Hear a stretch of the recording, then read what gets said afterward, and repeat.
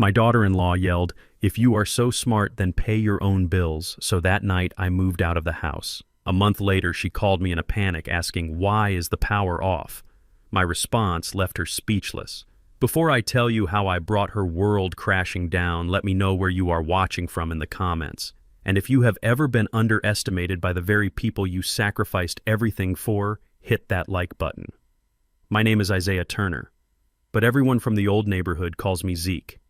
I am 73 years old and my hands are rough like sandpaper from 50 years of pulling copper wire and framing houses. I built things that last. I understand foundations. If the foundation is rotten, the house will fall. It is simple physics. But I never realized the foundation of my own family was made of sand until last Sunday night. It was supposed to be a quiet dinner. My son Marcus sat at the head of the table staring into his plate of store-bought lasagna like he was trying to read the future in the tomato sauce. Marcus is 32 years old, but sometimes I look at him and I still see a scared boy waiting for someone else to fix his problems. Across from him sat Brittany, my daughter-in-law. She is 28 and she lives her life through the screen of her phone. She was tapping away her long acrylic nails, clicking against the glass like a woodpecker on a hollow tree. She did not look up when I sat down. She did not say grace. She just kept scrolling, probably looking for another thing to buy that she did not need. The dining room was freezing. The air conditioning was blasting so hard I could feel the draft cutting through my flannel shirt. I looked up at the ceiling. The recessed lights were all on, all 12 of them. In the hallway, the chandelier was blazing. The television in the living room was playing to an empty sofa. It was like living in a casino. No concept of day or night, just consumption. I cleared my throat. It was a sound that used to make construction crews straighten up and get back to work. But at this table, it barely registered. "Brittany," I said, keeping my voice low and steady, "do we need the AC set to 65 degrees in October? And maybe we could turn off a few lights in the rooms nobody is using. Electricity does not grow on trees." The clicking on the phone stopped. The silence that followed was heavy. It was the kind of silence that comes right before a circuit breaker blows. Brittany slowly lowered her phone. She looked at me, not with respect, not even with annoyance, but with pure, unadulterated contempt. It was a look that said I was nothing more than a piece of old furniture that took up too much space. "Excuse me," she said. Her voice was sharp enough to cut glass. I pointed a calloused finger toward the living room. "I am just saying it is wasteful. Money is tight. We should be careful." That was the spark. Brittany exploded. She stood up so fast her chair screeched against the hardwood floor. She marched over to the kitchen counter and snatched up a piece of paper. She slammed it down in front of me right on top of my placemat. It was the electric bill. $612. "You want to talk about wasteful," she shouted. Her face was turning red, her composure cracking. "You sit here in our house, you eat our food, you use our water, and you have the audacity to tell me how to run my home." I looked at the bill. Then I looked at Marcus. He was still staring at his lasagna, refusing to meet my eyes. He was shrinking into his chair, trying to make himself invisible. My son. The boy I taught to ride a bike. The man I walked through college. He was letting this happen. Brittany was not finished. She leaned over the table, her hands gripping the edge. "You are a burden, Isaiah. You are a heavy, useless burden." Marcus is too nice to say it, but I am not. We support you. We carry you. And all you do is complain. I sat there and I felt a coldness spread through my chest that had nothing to do with the air conditioning. She thought she supported me. She thought this house, this beautiful 4-bedroom colonial in the suburbs, was hers. She thought the lights stayed on because of Marcus's paycheck. They had no idea. They did not know that the deed to this house was sitting in a safe deposit box downtown under the name Zeke Properties LLC. They did not know that for the last 5 years, every time a bill came in, whether it was the mortgage, the electricity, the water, or the internet, it was automatically paid by my business account. They did not know that the credit card Marcus used for gas and groceries was paid off every month by me. I had done it to help them get on their feet. I wanted them to have a head start I never had, but I made a mistake. I shielded them from the rain so they never learned how to build a roof. I created parasites, not partners. I looked at Brittany calmly. I did not raise my voice. I did not shout back. "I am just suggesting we be prudent," I said. "Prudent," she laughed, a harsh, ugly sound. You want prudent. Here is prudent. If you are so smart, old man, then pay your own bills. She jabbed a finger at the electric bill. Pay it, or shut up. Better yet, if you don't like how I run my house, you can get out. Go find a nursing home that will take you with your pathetic Social Security check. I looked at Marcus. This was his moment. This was the moment a man stands up and defends his father. This was the moment he could have said, "Brittany, stop. He has done everything for us." "Marcus," I said softly. He looked up for a split second. His eyes were wet with shame, but his fear of her was stronger than his love for me. "Dad," he whispered, just let it go. Please. She is stressed." That was it. That was the sound of the final beam snapping. The foundation had collapsed. I stood up. My knees popped, but I stood tall. At 73, I still stand 6'2". I looked at my daughter-in-law, and I looked at my son. "Okay," I said. Brittany blinked. "Okay, what?" "Okay," I repeated. "You are right. I should not be a burden. I will pay my own bills from now on, and I will get out of your house." I turned and walked toward the guest room down the hall. I did not slam doors. I did not throw things. I moved with the methodical pace of a man who knows exactly what he is doing. I pulled my 2 old duffel bags from the closet. I had kept them packed loosely for a while now. Maybe my gut knew this day was coming even before my heart did. I packed my clothes, my medications, my Bible, and my laptop. That laptop was the key to everything. It was the command center of my little empire, the empire they thought did not exist. I heard them whispering in the dining room. "He is bluffing," Brittany hissed. "He has nowhere to go. He will be back in the kitchen in 10 minutes, begging for forgiveness. Watch." I walked back into the dining room, bags in hand. I placed my house key on the table next to the cold lasagna. It made a solid metal clink. "I am leaving," I said. Marcus stood up then, panic finally starting to flicker in his eyes. "Dad, wait. Where are you going?" "It is 10 o'clock at night. You cannot just walk out." Brittany grabbed his arm and pulled him back down. "Let him go, Marcus. He is just doing this for drama. He will walk to the corner, realize he is broke, and come crawling back. We need to teach him a lesson." I looked at Brittany one last time. "You told me to pay my own bills," I said. "I will do exactly that." I walked to the front door, the heavy oak door that I had installed myself 3 years ago because the one the builder put in was cheap hollow core trash. I opened it and stepped out into the night air. It was crisp and cool. The streetlights buzzed overhead. I did not walk to the bus stop. I did not walk to the corner. I pulled out my phone. My screen was cracked, but it worked just fine. I opened the Uber app. I did not choose the economy option. I scrolled down to the bottom. Uber Black, the luxury SUV service. It was $60 to get to downtown. Brittany would have had a heart attack if she saw that price. She thought my budget for the week was $50. I stood on the curb and waited. 5 minutes later, a sleek black Cadillac Escalade pulled up. The driver, a young man in a suit, jumped out and took my battered duffel bags. "Good evening, sir," he said, holding the door open for me. I climbed into the leather seat. It smelled like expensive leather and freedom. As the car pulled away, I looked back at the house. I saw the silhouette of Brittany standing in the window watching. She was probably waiting for me to turn around, waiting for me to realize I was a helpless old man. She was going to be waiting a long time.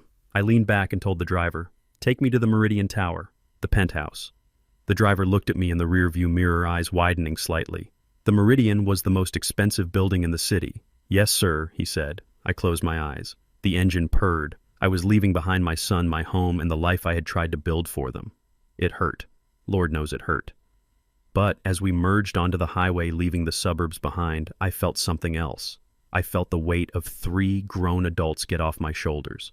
I was not going to a shelter. I was going to my other home, the one I bought as an investment 5 years ago, the one I kept empty because I thought it was too flashy for a simple man like me. But tonight I was not a simple man. I was a man who had just severed the lifeline to the people who were drowning him. I took out my phone again. I opened my banking app. I saw the list of automatic payments scheduled for the 1st of the month. Mortgage for Marcus, $2,400. Electric bill, $612. Water, $80. Internet, $150. Car insurance for Brittany, $200. Visa card ending in 4590, minimum payment. My thumb hovered over the screen. Brittany wanted me to pay my own bills. She wanted independence. She wanted me to stop being a burden. I tapped the screen. Cancel autopay. Confirm. Cancel autopay. Confirm. Cancel autopay. Confirm. I went down the list one by one. It was not anger guiding my hand anymore. It was precision. It was the same focus I used to have when I was wiring a skyscraper. You cut the power to the wrong line and you get shocked. You cut the power to the right line and everything goes dark. I watched the little loading circle spin as each payment was deleted. The Cadillac sped toward the city lights. I saw the Meridian Tower rising up against the skyline, tall and glittering. My phone buzzed in my hand. It was a text from Marcus. "Dad, stop acting crazy. Come back." The door is unlocked. I did not reply. I powered the phone down and removed the SIM card. I cracked the little piece of plastic in half and dropped it into the cup holder. The driver looked back. "Everything okay, sir?" I smiled. For the first time all day, the smile was real. "Everything is fine, son. I just disconnected the power." I sat back and watched the city rush by. They thought the old man was helpless. They thought the old man was broke. They were about to find out that the old man was the generator that kept their whole world running, and the generator just walked out the door. Tomorrow morning the sun would rise, but for Marcus and Brittany the darkness was just beginning. They had wanted me to pay my own bills. Well, I was about to pay a bill that would cost them everything. And the first thing to go would be the internet. I wondered how Brittany would post about her perfect life when she could not get online. I settled into the plush seat of the Cadillac. The war had started, and I was already winning. The elevator doors slid open with a soft hydraulic hiss that sounded like money. I stepped out onto the marble floor of the penthouse suite at the Meridian Tower. It was quiet up here. 40 stories above the city, the noise of traffic was just a hum, a distant memory of the struggle I had left behind on the pavement below. The air inside smelled of lemon polish and emptiness. I had bought this place 5 years ago as a hedge against inflation, a place to park some capital after I sold my electrical contracting firm for numbers that would have made my father faint. But I had never spent a single night here. To me, it felt too clean, too sterile. It felt like a suit that did not fit a man who had spent his life in work boots. I dropped my duffel bags on the white leather sofa. They looked out of place like muddy boots in a church. I walked to the floor-to-ceiling windows. The city of Atlanta was spread out below me, a grid of golden lights and moving cars. Somewhere down there in that maze of suburbs and strip malls was the house on Oak Creek Drive. The house where my son was probably pacing the floor right now, wondering where his old man had gone. The house where Brittany was probably already spinning the story to make herself the victim. I turned away from the view. I did not come here to sightsee. I came here to work.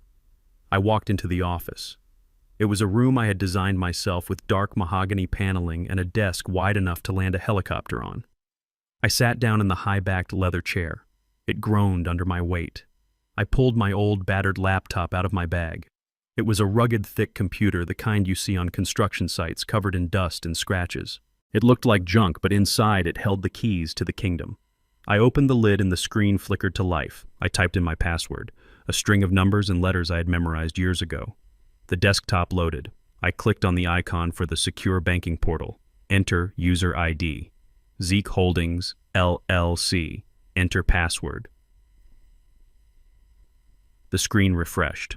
The numbers populated. Current balance, $4,200,000 and change. I let out a breath I did not know I was holding.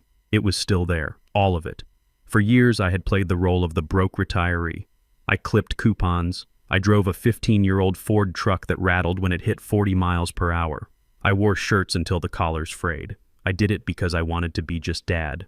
I did not want to be the checkbook. I wanted Marcus to love me for the man who raised him, not the man who could buy him a Ferrari.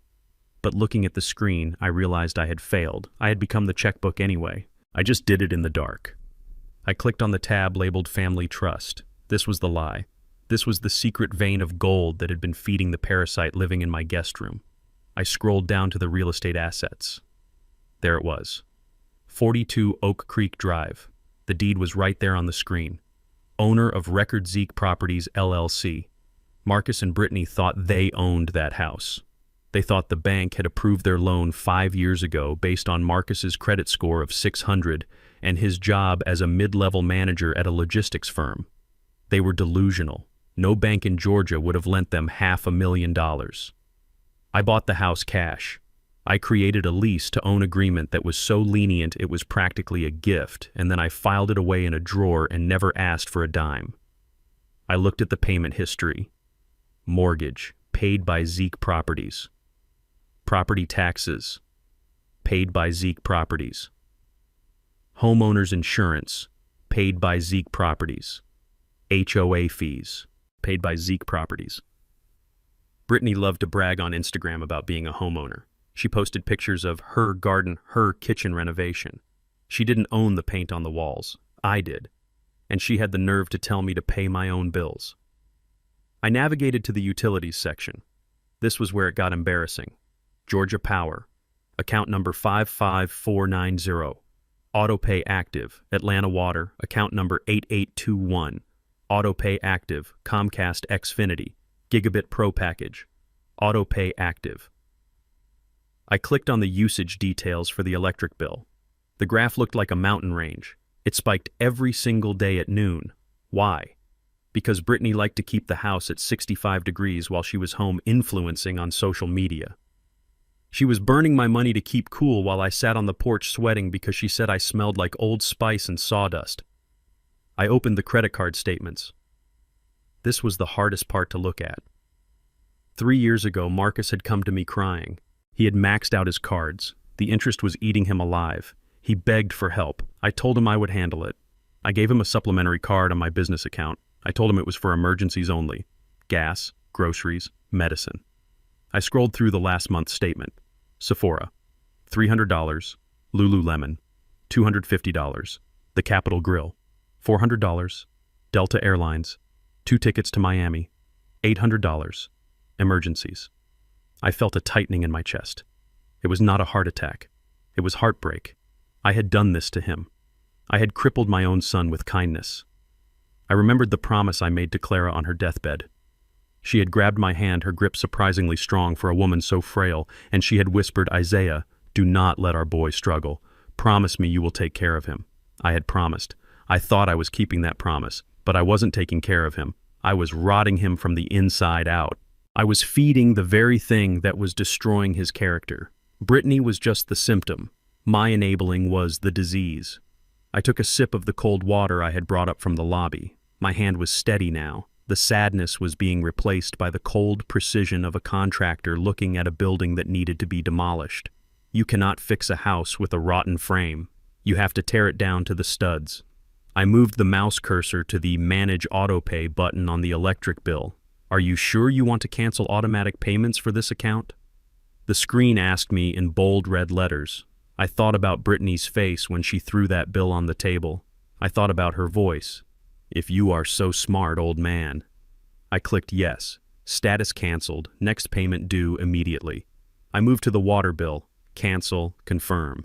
I moved to the internet. This one felt good. Brittany lived online. Her entire personality was a curated collection of pixels and lies.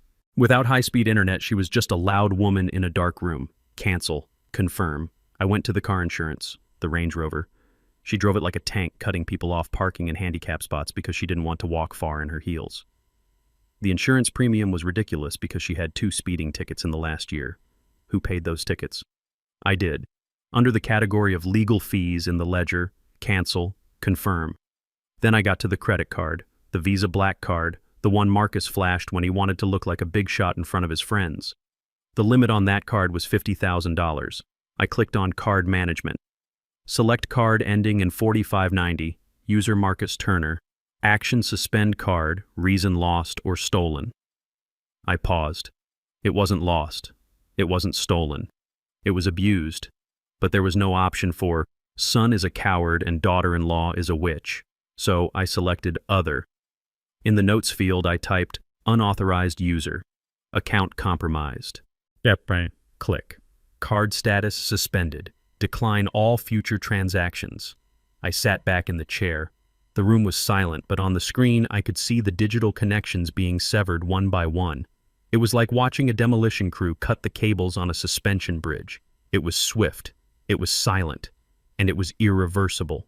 I closed the banking tab and opened the email client. I composed a new message. The recipient was David Vance, my lawyer and old friend from the days when we were the only two black men on the job site who weren't carrying brooms. Subject: the ledger. David: it is time. Execute Protocol Omega. Review all assets held in trust for Marcus Turner. Freeze the accounts. Prepare eviction notice for 42 Oak Creek. I am at the Meridian. Do not tell anyone. Zeke: I hit send. Protocol Omega. We had joked about it years ago. The nuclear option. The plan for if I ever decided that my family had become a liability instead of a legacy. I never thought I would use it. I thought it was just old men talking tough over whiskey. But here we were. I closed the laptop. The black screen reflected my face. I looked older than I felt. My eyes were tired, but my jaw was set. Suddenly the silence was broken. A buzzing sound. It was my old flip phone lying on the mahogany desk. It vibrated against the wood like an angry hornet. I looked at the caller ID. Marcus. He was calling. He had probably just tried to order a pizza or pay for that Uber he thought he was going to take to find me. Or maybe Brittany was screaming at him because the internet was glitching. The phone buzzed again and again, persistent, like a child tugging on a pant leg. I reached out. My hand hovered over the device. A lifetime of instinct told me to pick it up, to say, "Hello, son, what do you need?" To fix it, to make the scary world go away. That is what fathers do. We fix things. We patch the roof. We kill the spiders. We pay the bills.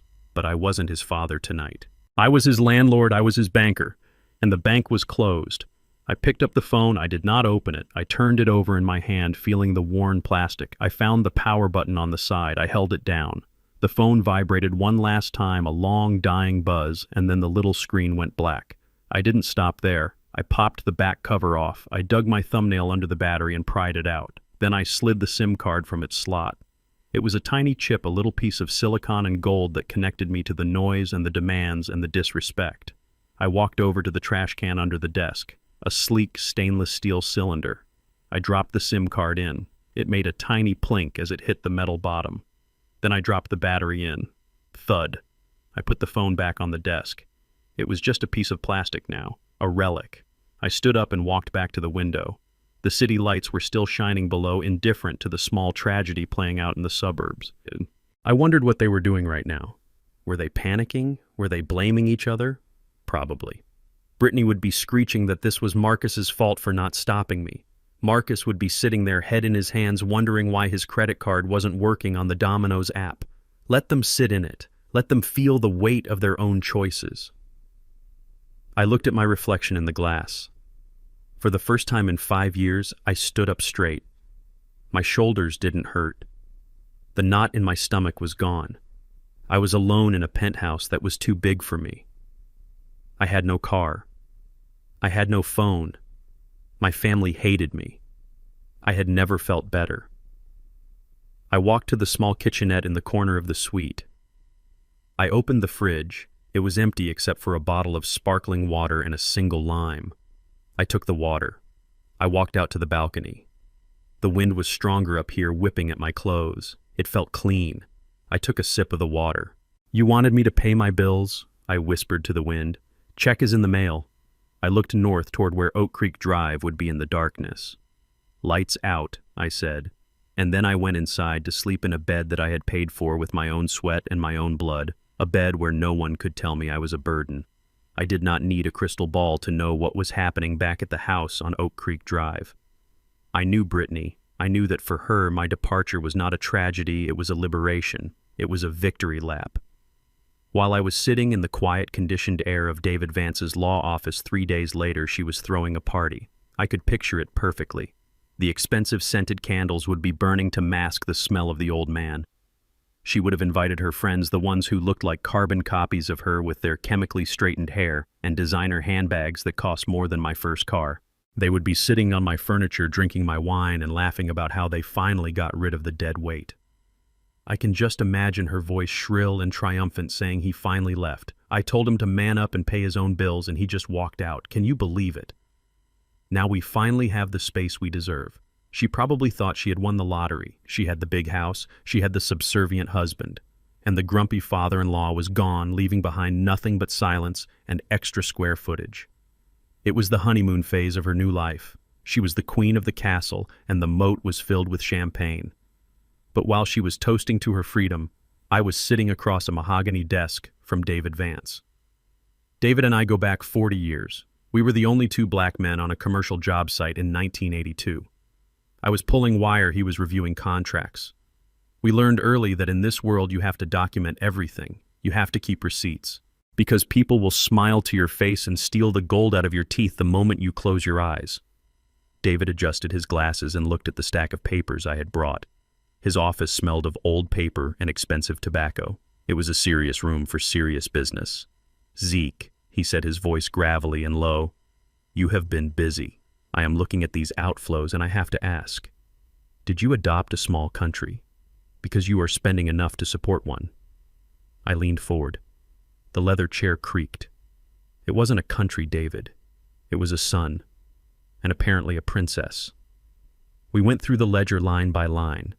It was a forensic audit of my own stupidity. Lease agreement for the Range Rover, $2,000 a month. Country club membership, $500 a month. Personal shopper fees, $1,000 a month. David shook his head. He tapped a manicured finger on the document labeled Zeke Properties LLC Master Trust. "You realize technically they are squatters," he said. The lease agreement Marcus signed 5 years ago had a clause, a very specific clause about code of conduct and property maintenance. By changing the locks without notice and verbally abusing the landlord, which is you, they are in breach. I nodded. I know. So David asked, leaning back, "Do we evict them today? I can have the sheriff there by noon." I looked out the window. Down on the street, people were rushing to lunch. They looked small and insignificant. "No," I said. "Not yet. Eviction is too quick. It gives them a villain to fight. They will just cry to their friends that I am a heartless monster. I want them to feel the squeeze first. I want them to understand the mechanics of the world. You do not get to live in the penthouse if you cannot afford the elevator." David smiled a slow, predatory smile. He understood. He opened his laptop. "All right then," he said. "We proceed with the silent treatment. I will freeze the assets held in the trust. I will put a hold on the liquid capital. And I will send a notice to the utility companies clarifying that Zeke Properties is no longer the guarantor for services at that address." I stood up and buttoned my jacket. "Do it," I said. "And David, make sure the internet goes first." "Why the internet?" David asked. "Because," I said, walking to the door, "you cannot hear the scream if there is no audience." 1 week passed. I stayed in the penthouse. I bought a burner phone with a prepaid plan just so I could talk to David. I did not call Marcus. I did not check on them. I spent my days reading and walking by the river. It was the first vacation I had taken in 20 years. Back at the house, the honeymoon was about to end. It was a Tuesday evening. I know this because Tuesdays were when Brittany did her weekly live stream. She called it Talk with Brit. She would sit in front of a ring light in the spare bedroom, which she called her studio, and talk about fashion and lifestyle and how hard it was to be a modern woman. She had 5,000 followers. She thought she was Oprah. She was in the middle of a segment about self-care. She was holding up a bottle of face cream that cost $80, explaining how important it was to invest in yourself. And then the screen froze. She probably tapped the phone. She probably frowned, checking the connection. The little spinning wheel of death appeared. Buffering. She would have yelled for Marcus. Marcus, fix the Wi-Fi. Marcus dutifully would have run to the router. He would have unplugged it and plugged it back in. The universal fix. He would have waited for the lights to blink green. Power. Check. Upstream. Blinking orange. Downstream. Blinking orange. Online. Dark. Nothing. Brittany would have stormed out of the room. "I cannot work like this, Marcus. I have a brand deal pending. Call them. Call them right now." Marcus would have picked up his phone and dialed the provider. He would have been put on hold. He hates being on hold. He has no patience. Finally, a customer service representative would have answered. Marcus would have given the address. 42 Oak Creek Drive. "I am sorry, sir," the voice on the other end would say. "That account has been closed." "Closed," Marcus would stammer. "That is impossible. We pay the bill automatically. Let me check the records," the rep would say. "Ah, here it is. The account holder Zeke Enterprises requested a termination of service effective today." Brittany, snatching the phone from Marcus's hand, would have heard that name. Zeke Enterprises. Zeke, she would have scoffed. "That sounds like some government program for old people. Your dad must have signed up for some senior citizen discount aid and messed it up when he left." He probably forgot to transfer it to us because he is senile. She did not know Zeke was my nickname in the Army. She did not know Zeke was the name on the side of the trucks that built half the strip malls in this county. To her, Zeke was just a sound a noise old people made.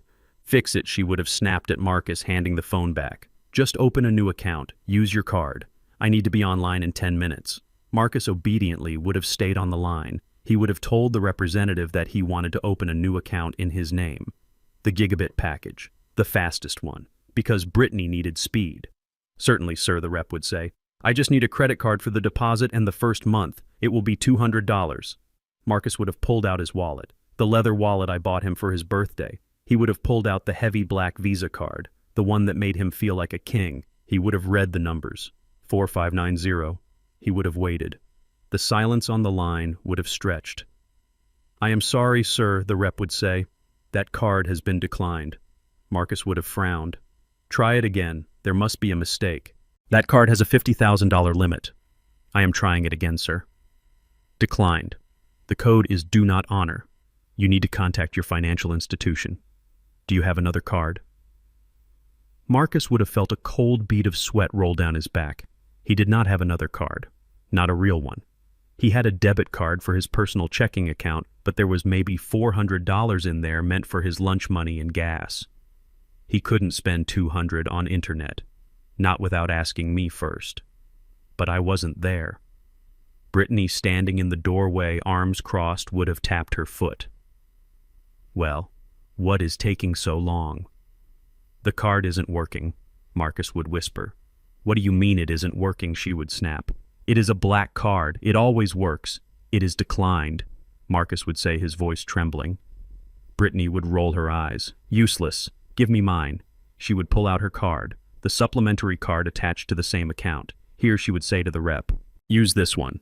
The rep would type the numbers. Declined. The room would have gone silent. No hum of the internet. No sound of the live stream. Just the heavy, suffocating silence of a reality check. What is going on? Brittany would whisper, panic finally edging into her voice. Why are the cards off? Marcus would look at her. He would look at the router with its blinking orange lights. And for the first time, the thought would cross his mind. The thought that maybe, just maybe, the magic money tree didn't grow in the backyard. Maybe the magic money tree was the old man sleeping in the guest room. Dad, Marcus would say. Dad handles the business accounts. Maybe he froze them by mistake. By mistake, Brittany would laugh nervously. He is probably just confused. He probably pressed the wrong button on his computer. He can barely use a microwave. Call him. Tell him to fix it. Marcus would pull out his phone to call me, but the call would go straight to voicemail. The subscriber you are trying to reach is not available. They stood there in the dark of the digital age, cut off from their friends, their fans, and their money. And high above the city, in the penthouse of the Meridian, I poured myself a glass of iced tea. I opened my laptop. I logged into the admin panel for the house security system. I couldn't see inside anymore because the Wi-Fi was cut, but I could see the system status. Offline. I smiled. Phase 1 was complete. They were isolated. They were confused. And they were broke. But the real fun was just getting started.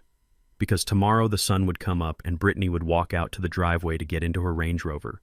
And she was going to find out that Zeke Enterprises was not a government charity program. She was going to find out that Zeke Enterprises was the repo man. 3 weeks is a long time to live in a fantasy, but reality has a way of finding you, no matter how hard you close your eyes. I was sitting in my penthouse office reviewing blueprints for a new commercial complex in Midtown, but my mind was drifting back to the suburbs. I knew the timeline. I knew the billing cycles.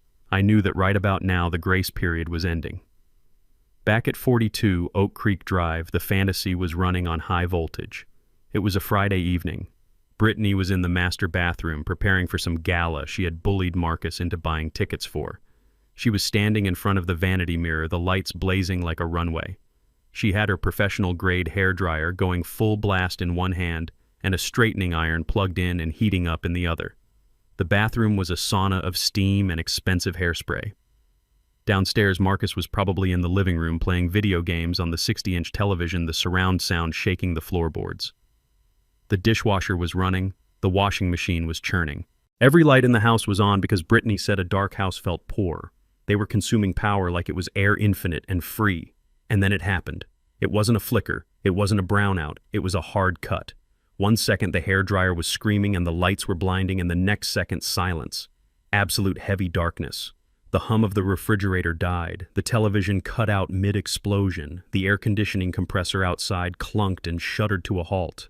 I can imagine Brittany standing there in the dark, the silence ringing in her ears, the smell of ozone and burnt hair product in the air. She would have clicked the hairdryer switch back and forth, click, click, nothing. Marcus, she would have screamed, her voice echoing through the dead house. Marcus, what did you do? Downstairs, Marcus would have been fumbling for his phone, his only source of light.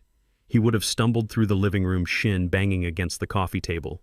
I did not do anything, he would have yelled back, his voice tight with panic. The power just went out. It is probably a storm.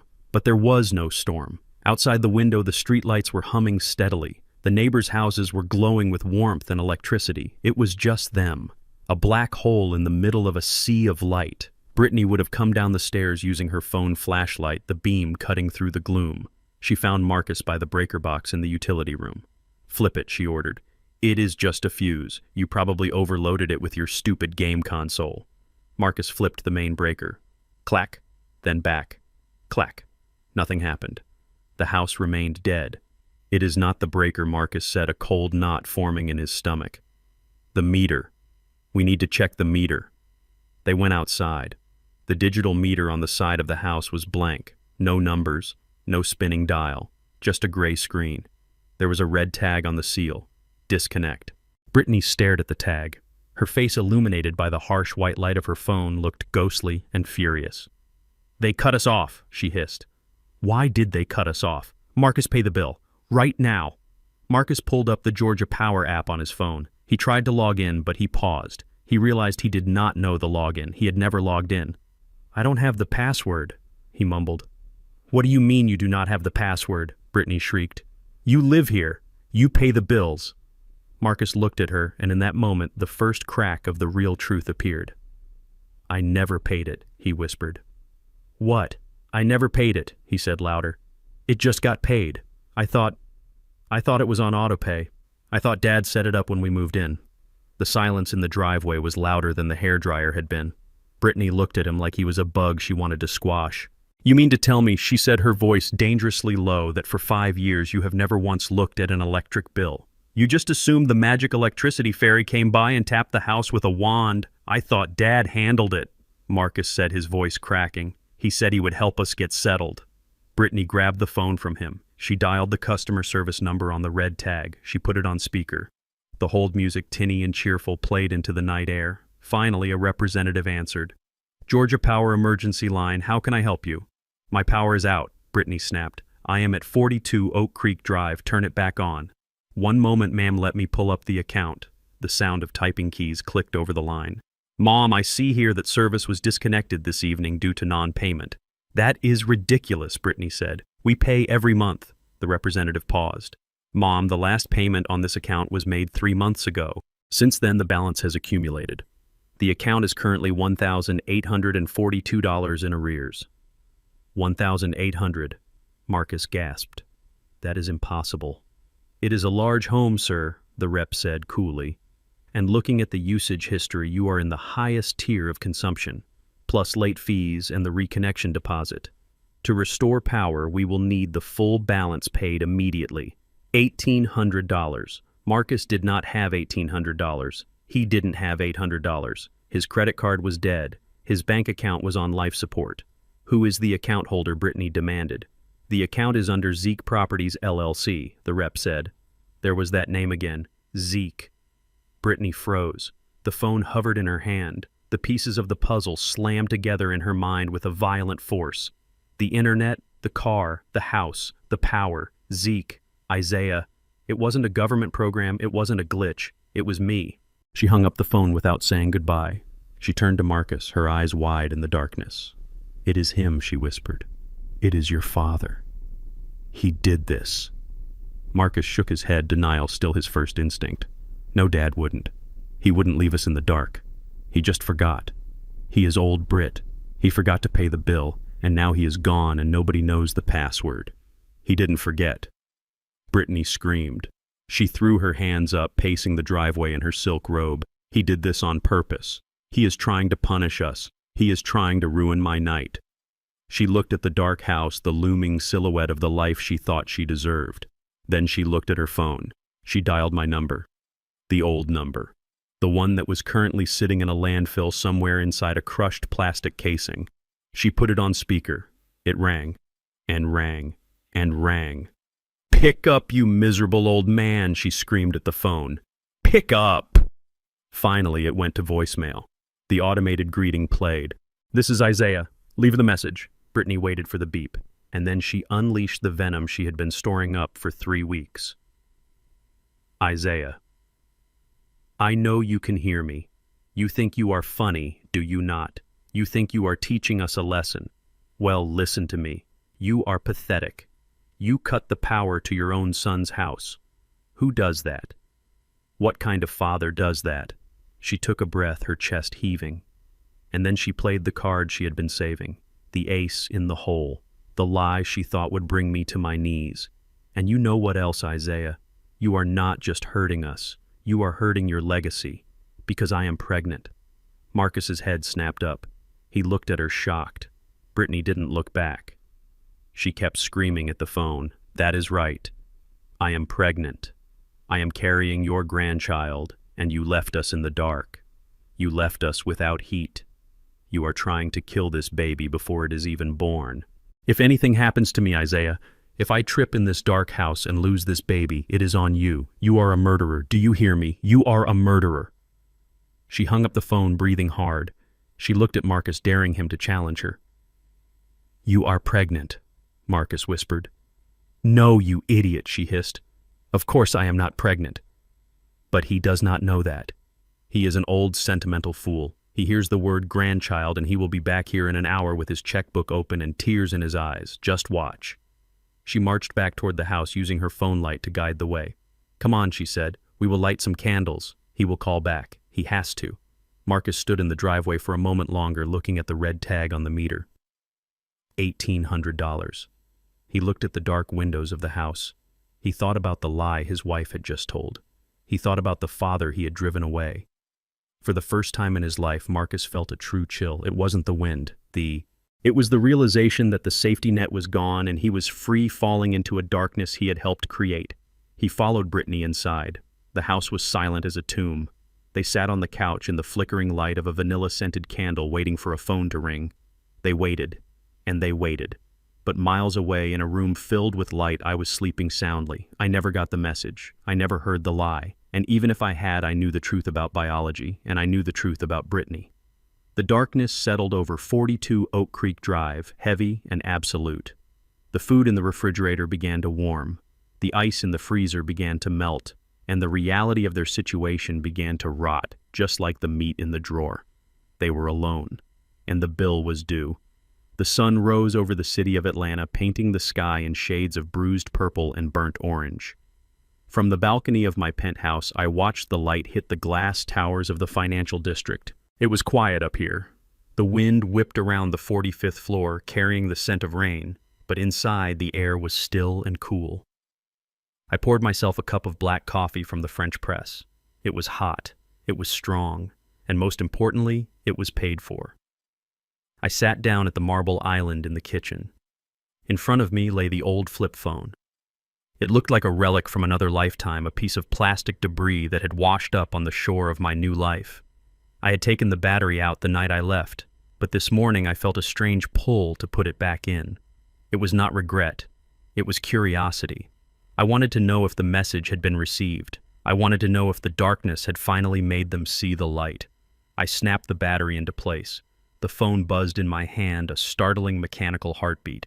The screen lit up with the manufacturer logo. Then the deluge began. The phone vibrated violently, dancing across the marble countertop. It sounded like an angry insect. 37 missed calls, 14 voicemails, 52 text messages. I did not read them. I did not listen to them. I just watched the notifications pile up like a car crash in slow motion. Most of them were from Brittany, a few from Marcus. The timestamps told the story. They started around 7 in the evening, right when the power cut, and continued until 3 in the morning. Panic. Rage. Bargaining. I took a sip of my coffee. I was about to turn the phone off again to throw it back into the drawer and let them rot in the silence they had created, but then it rang. The screen flashed. Brittany. She was awake. Of course she was awake. It is hard to sleep when your house is freezing and your phone battery is dying and you have realized that you are not the main character in the movie anymore. I stared at the name. I could picture her perfectly. She would be huddled on the couch, wrapped in a blanket, her hair a mess, her eyes wild with lack of sleep. She would be holding the phone like a weapon. I pressed the green button. I brought the phone to my ear. I did not say hello. I just listened. "Isaiah, is that you?"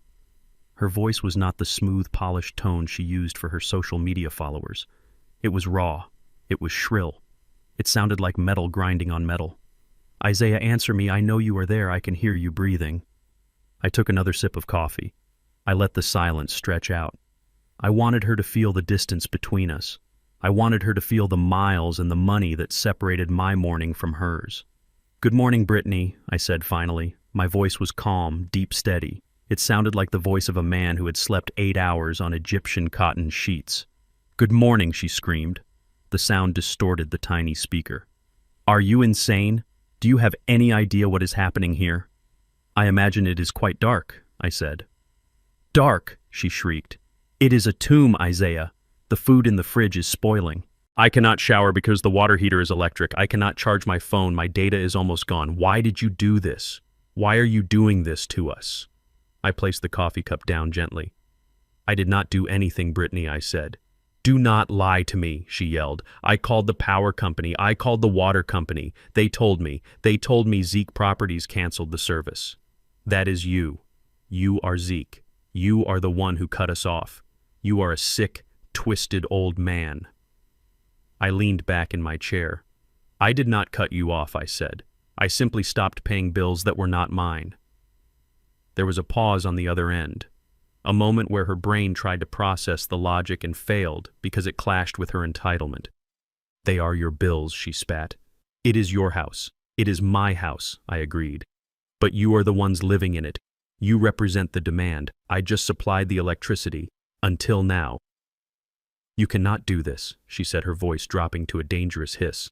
"You have a responsibility. You have a duty to your son, and to me, and to the baby."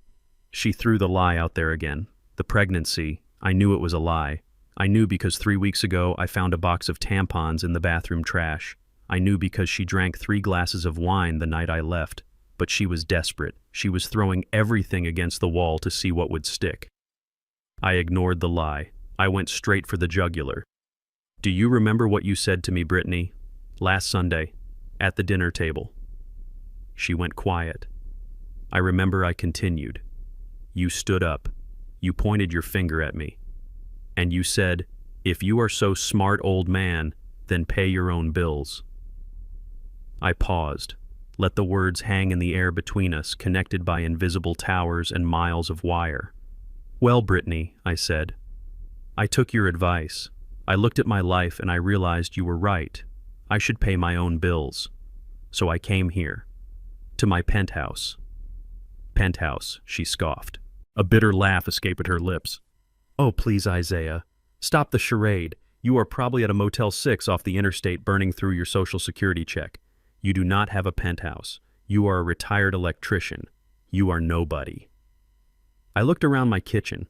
I looked at the Viking range, the Sub-Zero fridge, the view of the skyline that cost more than her entire life earnings. "Believe what you want," I said. "But I am standing on my balcony right now. The sun is shining. The air conditioning is set to a comfortable 70 degrees. My lights are on. My internet is fiber optic fast. My bills are paid, Brittany. Every single one of them."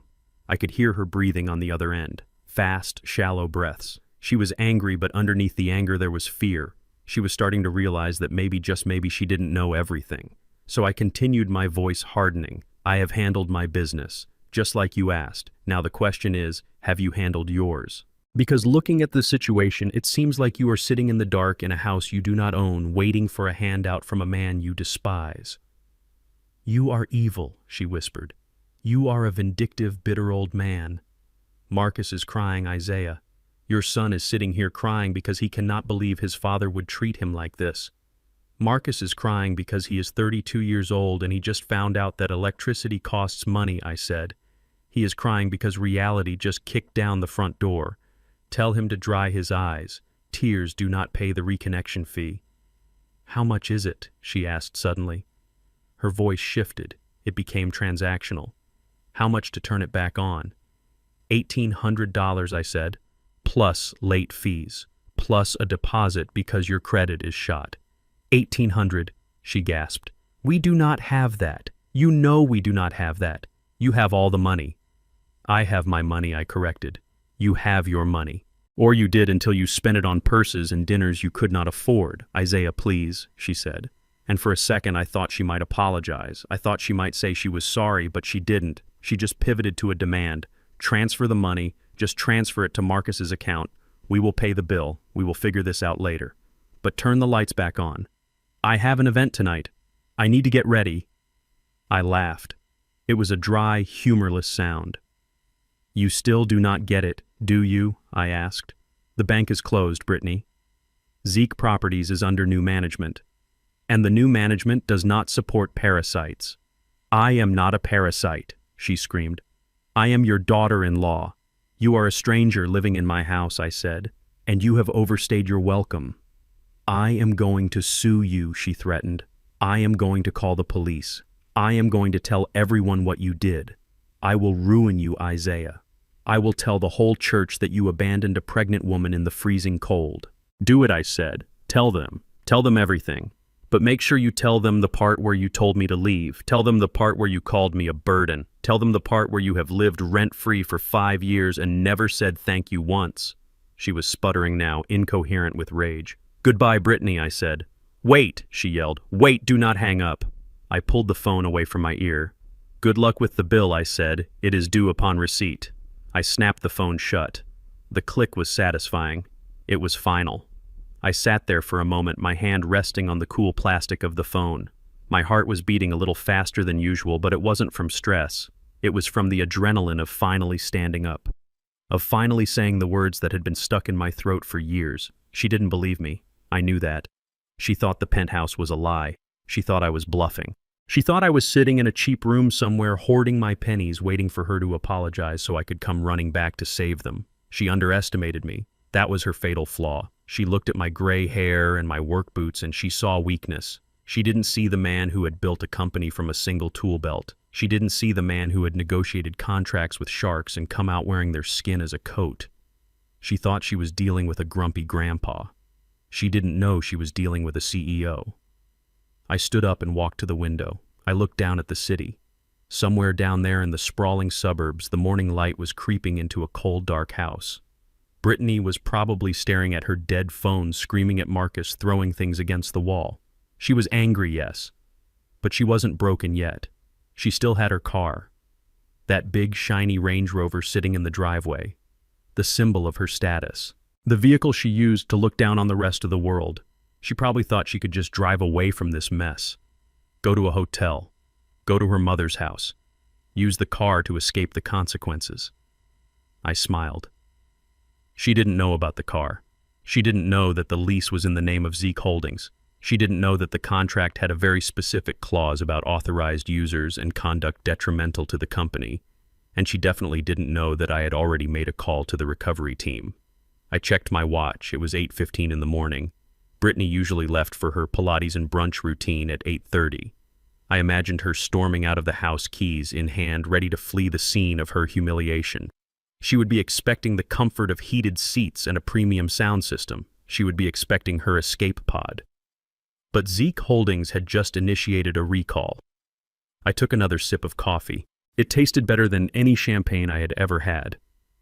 The lights were out in their house, but the real darkness was just beginning. And the first thing they were going to lose in that darkness was their getaway car. The morning sun hit the pavement of Oak Creek Drive with a glare that was unforgiving. From my vantage point high above the city, I imagined the scene playing out like a well-rehearsed play where the lead actress has forgotten her lines. It was 8:30 in the morning, the time when the neighborhood wives usually emerge from their homes in their yoga pants and designer sneakers, ready to attack the day with caffeine and entitlement. Brittany would have been desperate to leave the house. After a night without air conditioning, without television, and without the soothing blue light of her social media feed, she was practically vibrating with withdrawal. The house had become a prison. A hot, silent box where she was forced to sit across from Marcus and realize that without the noise of their expensive life, they had absolutely nothing to say to each other. She needed an escape. She needed the sanctuary of her car. That Range Rover was more than a vehicle to her. It was her armor. It was a $90,000 steel bubble that protected her from the reality of the world. Inside that car, the air was always cool, the music was always perfect, and she was better than everyone walking on the sidewalk. She probably planned to drive to her gym shower in the locker room and pretend the last 12 hours had never happened. I can see her stomping out the front door. She would have her oversized sunglasses on to hide the dark circles under her eyes. She would be clutching her keys like a weapon. She would walk down the front steps, her eyes fixed on her phone, trying to get a signal, trying to reconnect to the hive mind. She would reach the end of the walkway. She would lift her hand to press the unlock button on the key fob. She would expect the satisfying chirp of the alarm, disarming. She would expect the heavy thud of the locks releasing. Click. Nothing. She would look up, and for a moment her brain would simply refuse to process the visual data. The driveway was empty. There was a grease stain on the concrete where the SUV used to sit. There were a few dry leaves swirling in the wind. But the massive white beast that defined her existence was gone. I imagine she stood there for a full 10 seconds, blinking behind her sunglasses. She probably turned around looking at the street, thinking maybe she parked it on the curb. Maybe Marcus moved it. Marcus, she would have screamed, her voice cracking. Marcus, where is my car? Marcus would have shuffled out onto the porch. He looked like a man who had aged 10 years in one night. His shirt was wrinkled, his eyes were red. What are you talking about? He would say, rubbing his face.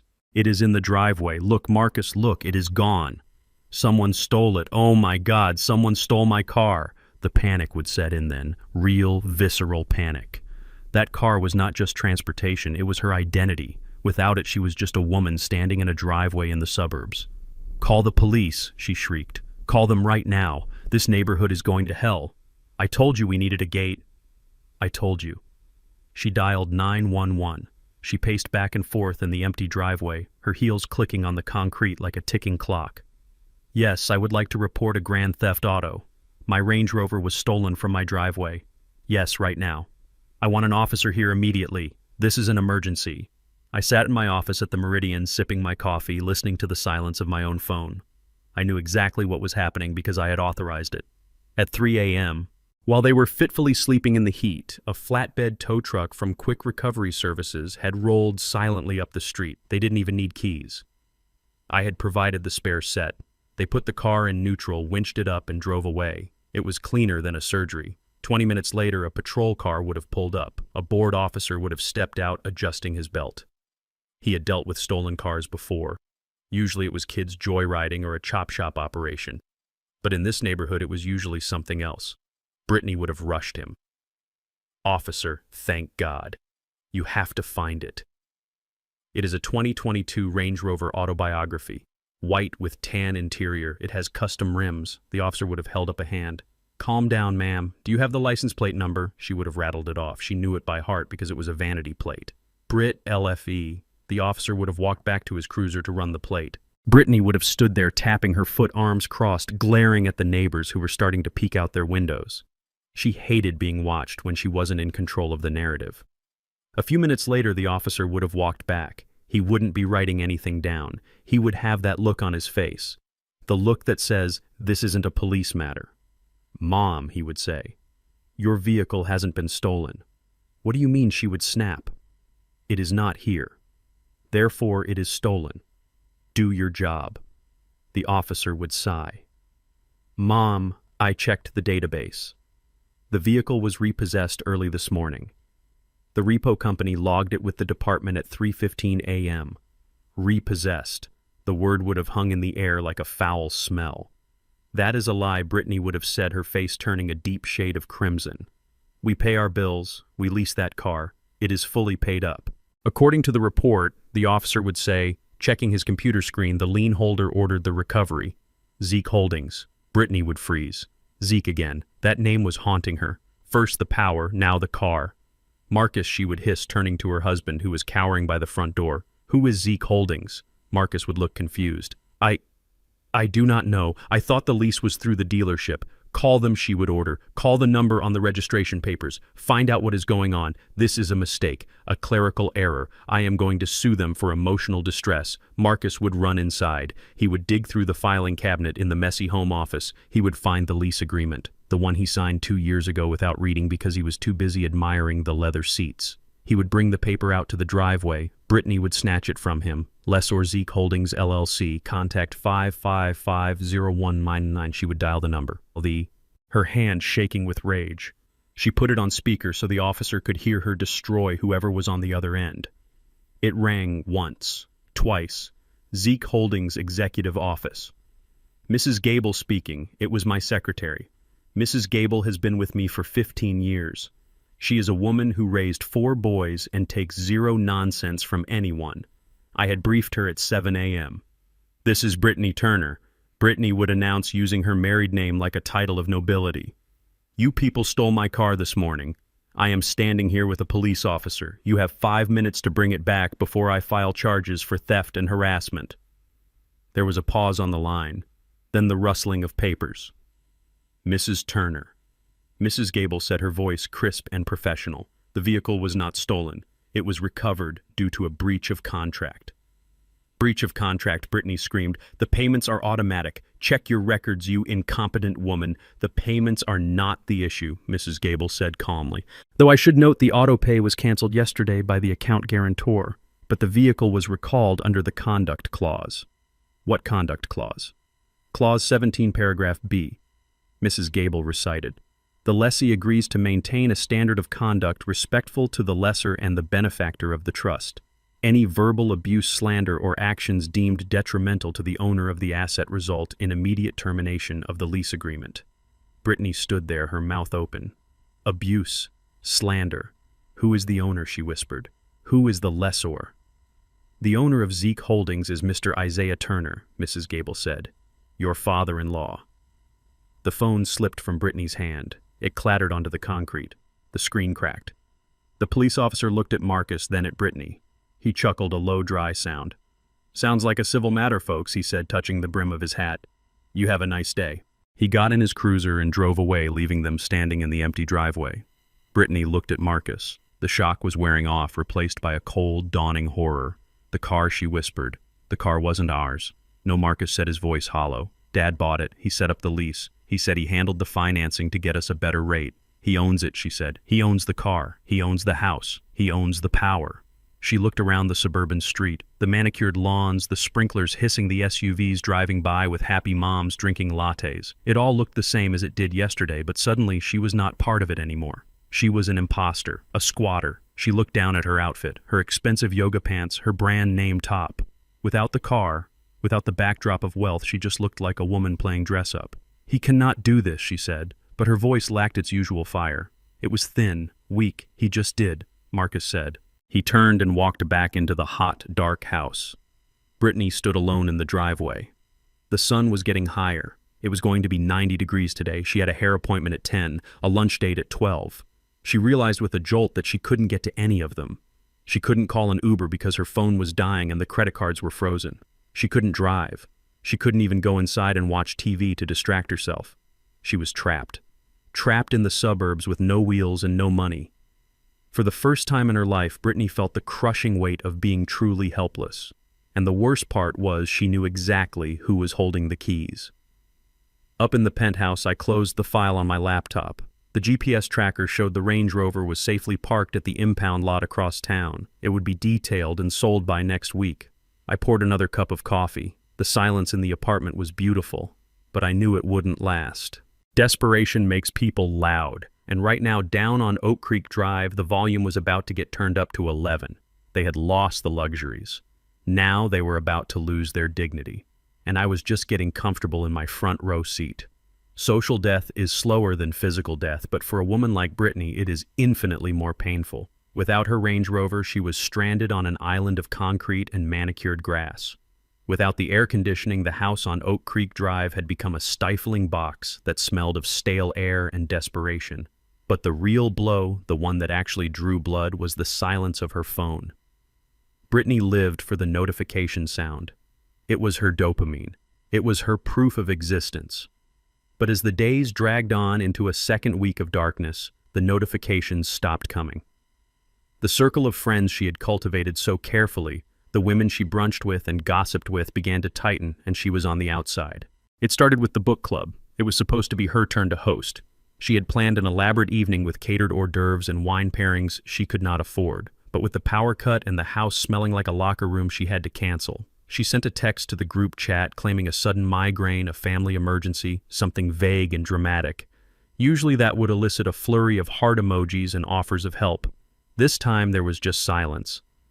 Then, hours later, a single message from Tiffany, the queen bee of the group. "We heard about the power, Brittany. Maybe you should focus on your finances instead of hosting. We moved the meeting to Ashley's house. Hope things get better." That text was a social execution. They knew. The neighbors had talked. The sight of the dark house and the empty driveway had broadcasted our situation louder than any megaphone.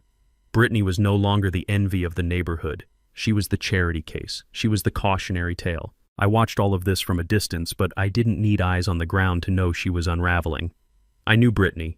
Without an audience, she ceased to exist, and now her audience was laughing at her. The humiliation festered in the heat of that dark house. It turned into a toxic sludge of shame and rage, and like all toxic things, it needed a place to vent. That place was Marcus. She screamed at him for hours. She blamed him for the heat. She blamed him for the car. She blamed him for the fact that she had to walk to the corner store to buy water because the tap water was lukewarm and tasted like failure. She told him he was not a man. She told him he was weak. And then she got desperate. She raided the emergency cash stash she kept in a hollowed-out book. It wasn't much, maybe a few $100s she had skimmed off the grocery budget over the years.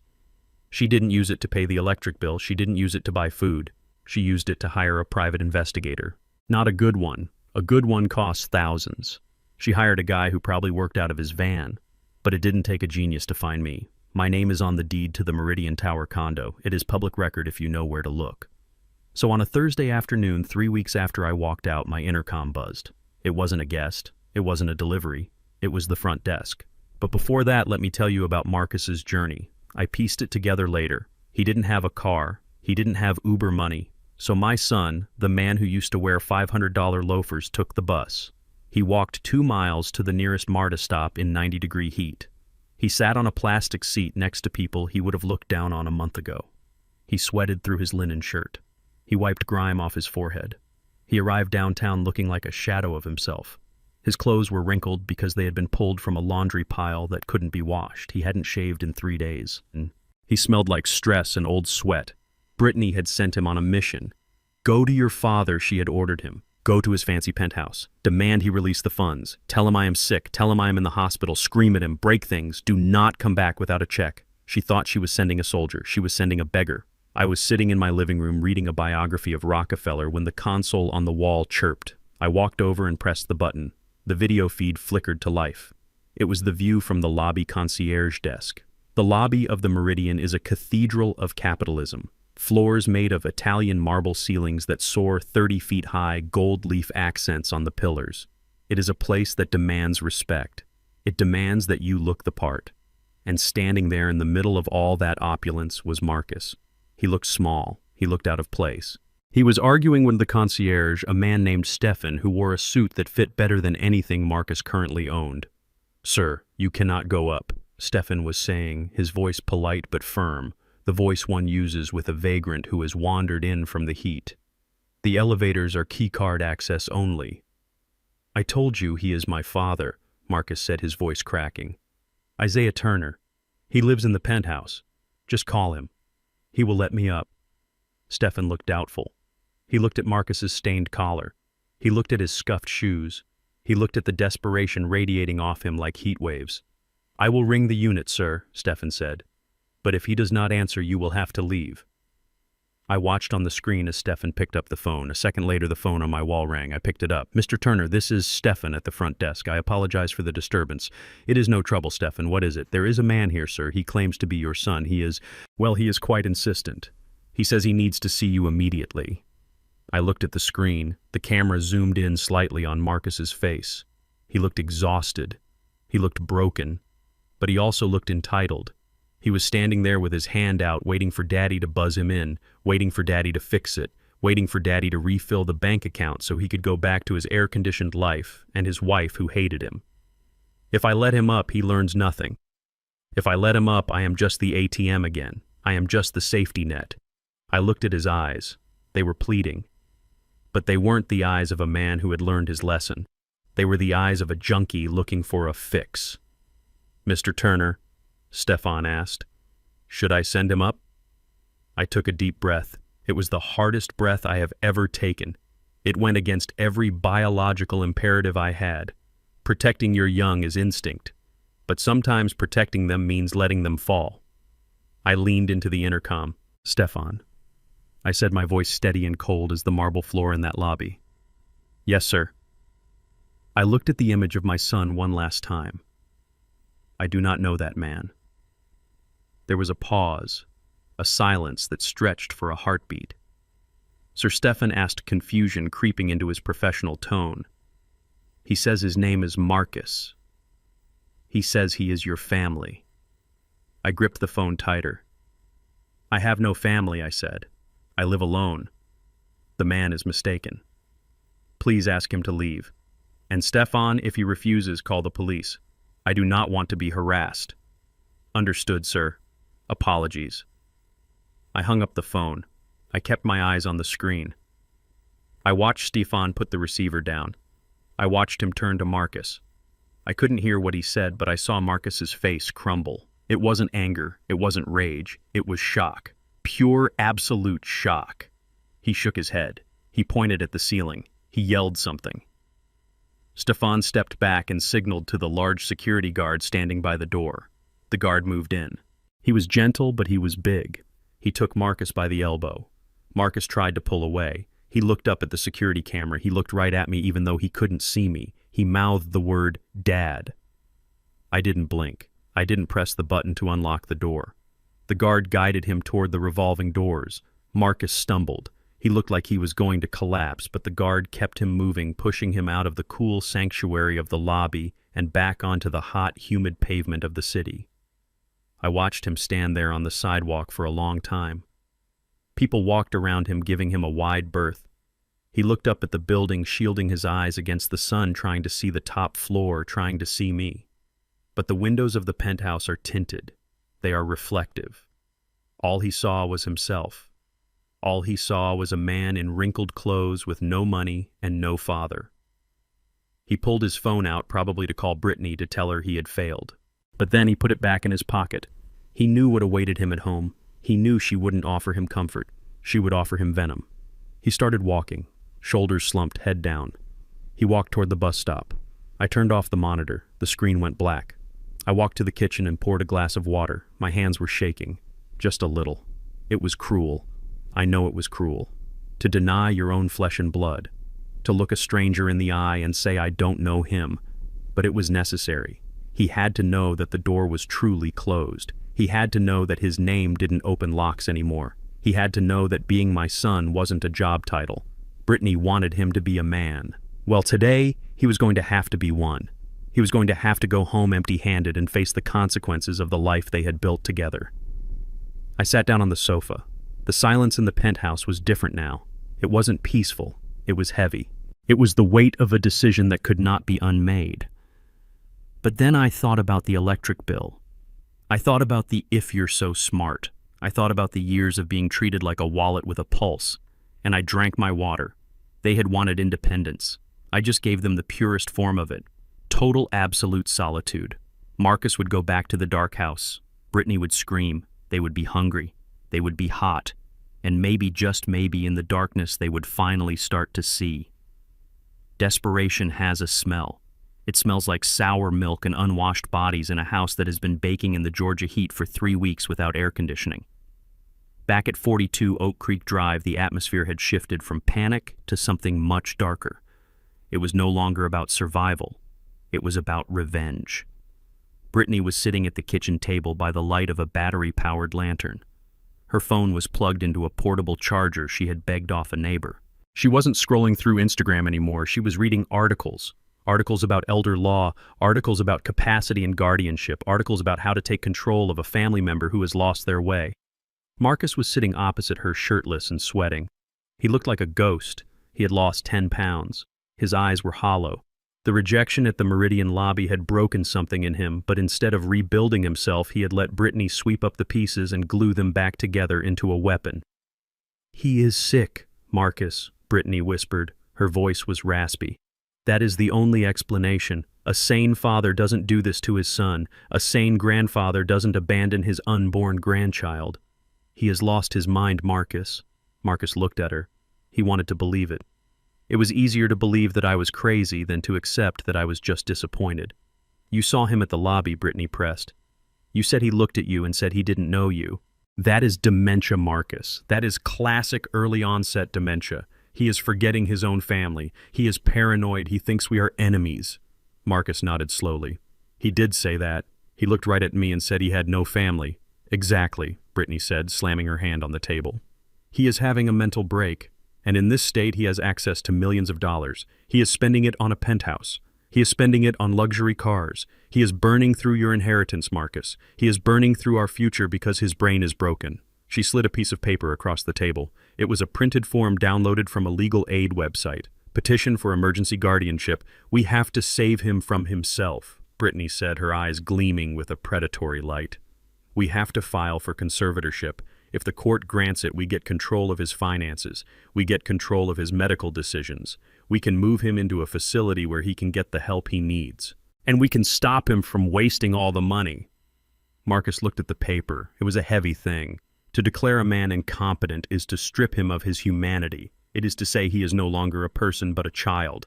"I do not know." Marcus hesitated. "He seemed pretty sharp." "He cut off our power," Brittany hissed. "He stole my car." "Those are not the actions of a rational man. Those are the actions of a lunatic. Sign the paper. We are doing this for him." And so they hatched their plot. It was not enough to steal my money. Now they wanted to steal my mind. They wanted to erase me. They spent the next 2 days crafting the narrative. They needed proof. Since they couldn't get me to a doctor, they decided to become the doctors themselves. Brittany found an old medical report from when I had my hip surgery 3 years ago. She scanned it. She used a PDF editor. She changed the dates. She changed the diagnosis. Instead of post-operative recovery, she typed cognitive decline. Instead of physical therapy recommended, she typed immediate supervision required. It was a clumsy forgery. A professional would have spotted it in 10 seconds. But Brittany wasn't banking on professionals. She was banking on a sympathetic judge seeing a young pregnant couple trying to help their confused, wandering father. They typed up an affidavit. They listed my crimes. Item 1. The subject abandoned his primary residence without notice. Item 2. The subject has ceased payment of essential utilities, endangering his dependents. Item 3. The subject is squandering family assets on lavish accommodations inconsistent with his previous lifestyle. Item 4. The subject failed to recognize his own son during a confrontation. It was a masterpiece of twisted truth. Every point was technically factually based, but the context was warped beyond recognition. They filed the paperwork on a Friday morning. They paid the filing fee with a pawnshop loan on Marcus's golf clubs. 3 days later, I was enjoying a light lunch of grilled salmon on my balcony when the concierge called. "Mr. Turner there is a process server here for you. Send him up," I said. I knew this day would come. I just didn't know what form it would take. A young man in a cheap suit stepped off the elevator. He looked nervous. The opulence of the penthouse usually had that effect on people.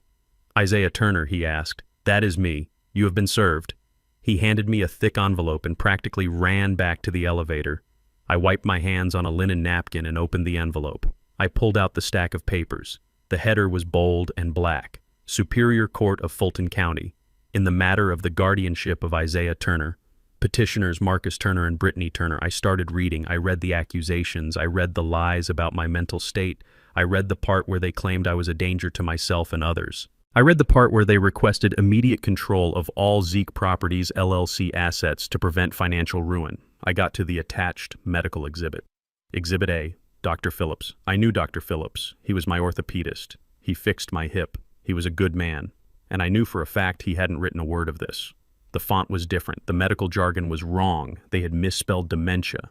They were claiming I was senile. They were claiming I was blowing the family fortune on a midlife crisis at 73. They wanted to lock me up.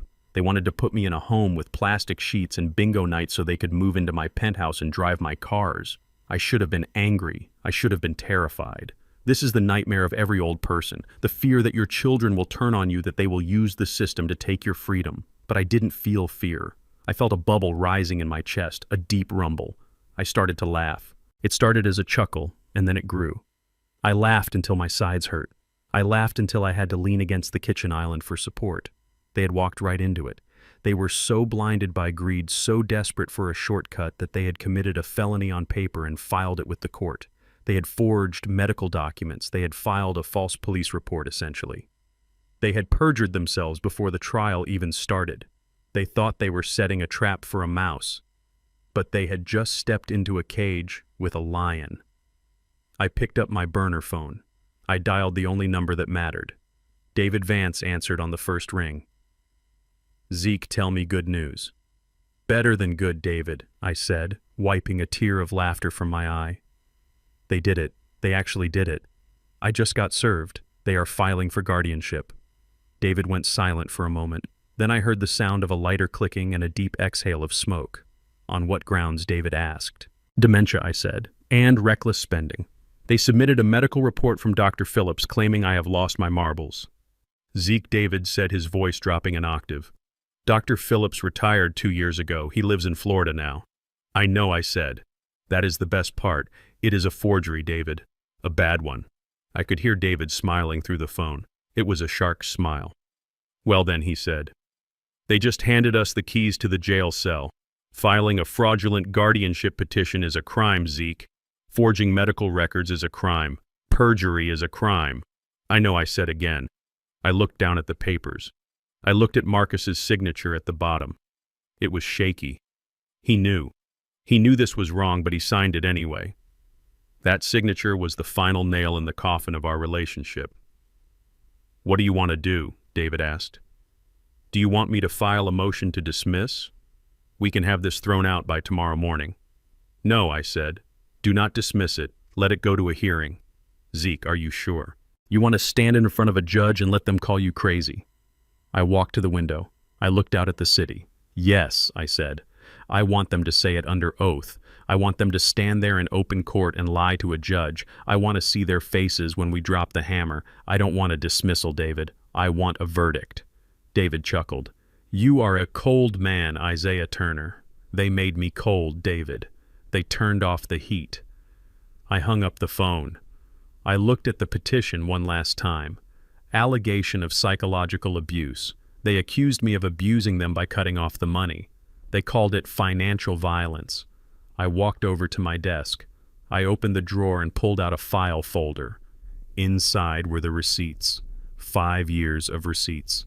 Every mortgage payment, every utility bill, every credit card statement, every time I bailed Marcus out of jail for a DUI, every time I paid for Brittany's business expenses. $450,000. That was the number. That was the cost of my love over 5 years, and they called it abuse. I put the legal papers in the file next to the receipts. They wanted a court battle. They wanted to use the law as a weapon. They didn't know that David Vance and I had been using the law since before they were born. We knew how to build a case. We knew how to wait. I imagined Brittany right now. She was probably celebrating. She probably thought the summons was the end of me. She probably thought that once the judge saw the papers, he would sign over the keys to the kingdom. She didn't know that the hearing wasn't going to be my trial. It was going to be her arraignment. I went back to my lunch. The salmon was cold, but I didn't mind. I had a lot of energy. I needed to prepare. I needed to get a haircut. I needed to buy a new suit. If I was going to court, I was going to look like a man worth millions. I was going to look like the CEO of Zeke Enterprises. And when I walked into that courtroom, I wasn't going to say a word. I was going to let the paper do the talking. The trap was set, and the rats were already eating the cheese. David Vance walked into my penthouse carrying a small silver flash drive like it was a loaded gun. He placed it on the mahogany desk between us. The sun was setting over Atlanta, turning the sky a deep, bruised purple. But inside my office, the air was cool and still. We did not exchange pleasantries. We were old men preparing for a war, and we knew that in war, intelligence is the only currency that matters. I did not go to the house. I did not drive by to see the grass dying on the lawn or the paint peeling on the shutters. I stayed in my tower. I let the silence do the work.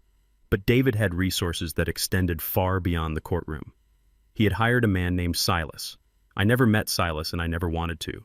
David told me he was the kind of man who could blend into a brick wall.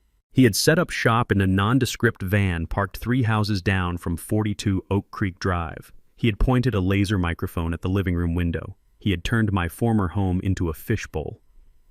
David plugged the drive into my laptop. He opened a folder labeled Evidence. There were dozens of audio files time-stamped over the last 3 days. "You need to hear this," Zeke, David said. His voice was low, lacking its usual lawyerly bounce. "It is ugly." I nodded. "Play it." David clicked on a file dated yesterday evening. The speakers crackled. There was a hiss of static and then the sound of a door slamming. It was so loud it made me jump. Then came Brittany's voice. It was distorted by the distance and the technology, but the venom was crystal clear. "I am sick of this, Marcus. I am sick of sweating. I am sick of eating sandwiches. Do you know what Tiffany said to me today? She asked if I wanted to borrow $5 for a fan. She was laughing at me, Marcus." I heard a heavy sigh.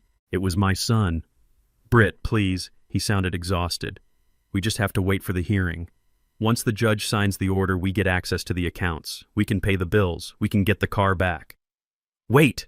Brittany screamed. "I am done waiting. I want that old man buried, Marcus. I want him gone."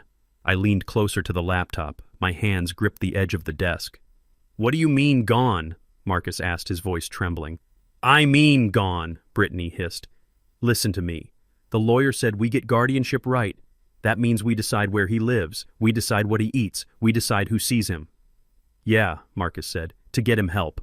Help, Brittany laughed. It was a sound that made my blood run cold. "We are not getting him help, you idiot. We are getting him out of the way."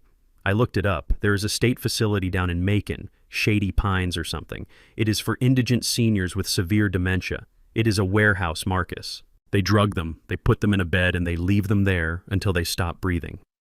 I stared at the spinning audio waveform on the screen. Shady Pines. I knew the place. It was a hellhole. A place where people went to be forgotten. "We cannot put him there," Marcus said. "He is my dad." "He is an obstacle," Brittany snapped. "He is a stubborn, selfish old man who is hoarding millions of dollars while we suffer. Once we get that signature, he goes to Macon.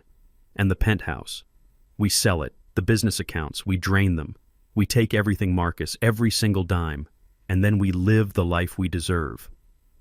The recording went silent for a moment. I waited for Marcus to yell. I waited for him to say, "No, you will not touch him." I waited for the son I raised to show up. But all I heard was a quiet, defeated mumble. "Okay, Britt, just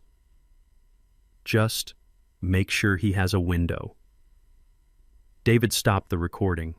The silence that rushed back into the room was deafening. I sat there frozen. A window. That was the extent of my son's loyalty. He was willing to let his wife lock me away in a state-run dungeon as long as I had a view of the parking lot while they spent my life's work. I felt a physical pain in my chest, sharp and deep. It wasn't a heart attack. It was the feeling of the last thread connecting me to Marcus snapping. I closed my eyes and suddenly I wasn't in the penthouse anymore. I was back in a hospital room 15 years ago. The air smelled of antiseptic and dying flowers. The rhythmic beep of a heart monitor was the only clock that mattered. Clara was lying in the bed. She was so small. The cancer had eaten away the strong, vibrant woman I had married, leaving behind a fragile bird. Her hand was in mine. Her skin felt like paper. "Isaiah," she whispered. Her voice was just a breath. "I am here, baby," I said, choking back tears. "I am right here.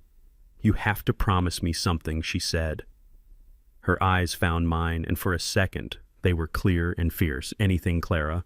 Anything. Anything." "Our boy," she said. "Marcus. He is soft, Isaiah. He has a good heart, but he is soft.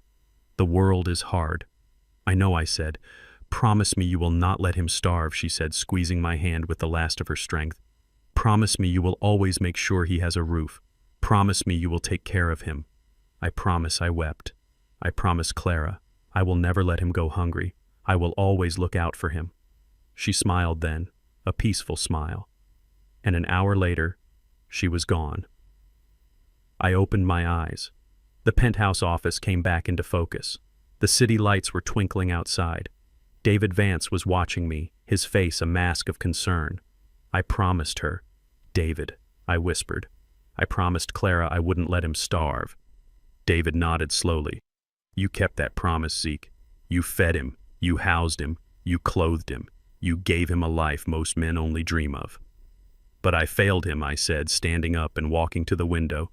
I failed him because I thought taking care of him meant giving him everything he wanted. I thought keeping him from starving meant feeding him filet mignon.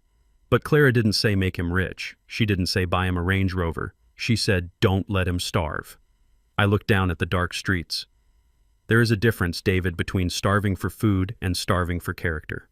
Marcus is starving right now. He is starving for a spine. He is starving for dignity. And as long as I am the safety net, he will never be full. I turned back to the desk. I looked at the flash drive. That little piece of metal held the proof of their conspiracy. It held the proof that my daughter-in-law was a predator and my son was her prey. But it also held something else. It held my absolution. I did not promise to feed Brittany. I did not promise to finance a lifestyle built on vanity and greed. I promised to take care of Marcus. And right now, the only way to take care of him was to destroy the thing that was killing him. I looked at David. Is that enough? I asked, pointing at the drive. Is that enough to bury them? David smiled a grim, tight smile. Zeke, that recording is a confession to conspiracy to commit fraud and elder abuse. In a civil court, it is a nuclear bomb. In family court, it is a fatality. And if we wanted to go to the district attorney, it is 5 to 10 years in state prison. I shook my head. Not prison. Not for Marcus. I won't put Clara's son in a cage. But Brittany. I let the name hang there. Brittany needs to learn that you do not hunt the lion in his own den. David packed up his laptop. The hearing is in 2 days, he said. They submitted the forged medical records this morning. They are confident, Zeke. They think you are going to show up drooling and confused. They think they have already won. Let them think it, I said. Let them walk into that courtroom thinking they are kings. I walked David to this door. One more thing, David, I said as he stepped into the hallway. Yes, Zeke. Make sure the judge has good speakers. I want everyone in that room to hear her voice. I want Marcus to hear himself agreeing to put me in a box. I want him to hear the sound of his own betrayal. David nodded, loud and clear. Zeke, loud and clear. I closed the door and locked it. I was alone again. But I didn't feel lonely. I felt focused. I went into my bedroom and opened the closet. I pushed aside the work shirts and the denim. In the back, covered in plastic, was a suit I hadn't worn since Clara's funeral. It was a black Italian wool suit tailored to fit me like armor. I pulled it out. I brushed the dust off the shoulders. I wasn't going to a funeral this time. I was going to an execution. They wanted to paint me as a senile old fool. They wanted to tell the world I was weak. I touched the fabric of the suit. In 2 days, I was going to walk into that courtroom and I was going to show them exactly who Isaiah Turner was. I was going to show them that I wasn't just a father. I was the architect of their reality. And I was about to pull the permit. The courtroom was freezing. It always is. The air conditioning hummed like a low-grade threat, and the smell of floor wax mixed with the nervous sweat of people whose lives were about to change. I sat next to David Vance at the defendant's table, my hands resting on the polished wood. I was wearing my black Italian suit, a crisp white shirt, and a silk tie that cost more than Marcus's first car. I had shaved. I had slept. I looked like a man in control. Across the aisle sat Marcus and Brittany. They looked like refugees from a lifestyle magazine that had gone out of business. Marcus was wearing a suit that was clearly too big for him now that he had lost weight from stress. His tie was crooked. He wouldn't look at me. He kept his eyes fixed on the table, his leg bouncing nervously under the desk. Brittany, however, was dressed for the role of the grieving daughter. She wore a modest navy blue dress, her hair pulled back in a simple ponytail. No makeup, no jewelry. She was playing the part of the concerned family member perfectly. She dabbed at her eyes with a tissue every time the judge looked her way. Judge Harrison entered the room. He was a stern man with gray hair and a reputation for hating nonsense. He took his seat, adjusted his glasses, and looked down at the paperwork. In the matter of the guardianship of Isaiah Turner, he read, his voice dry as dust. Petitioners allege incapacity and financial mismanagement. Let us proceed. Their lawyer, a young man named Mr. Klein, stood up. He looked like he had graduated law school about 15 minutes ago. He was slick, he was confident, he didn't know he was walking into a minefield. Your Honor, Mr. Klein began, this is a tragic case.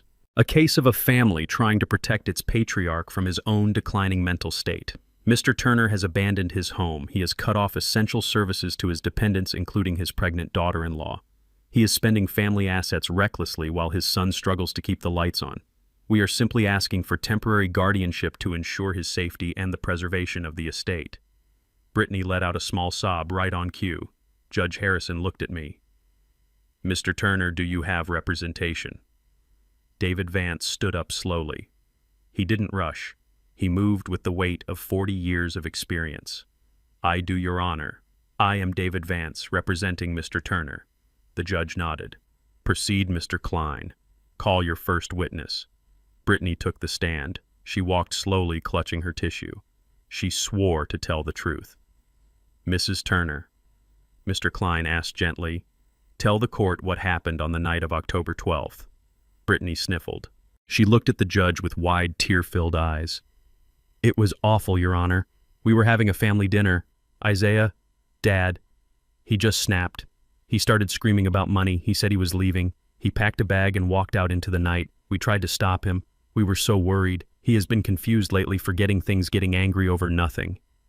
And then what happened? Mr. Klein prompted. Then the power went out, she whispered, and the water.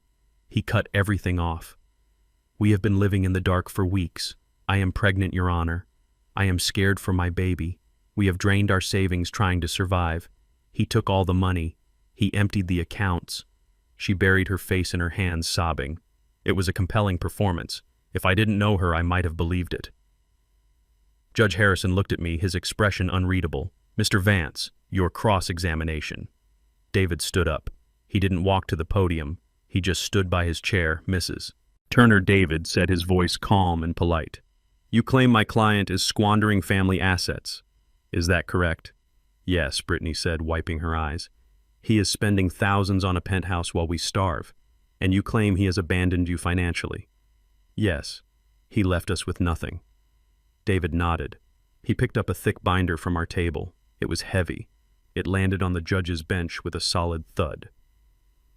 Your Honor, David said, I would like to submit Exhibit A into evidence. What is this, Mr. Vance? The judge asked.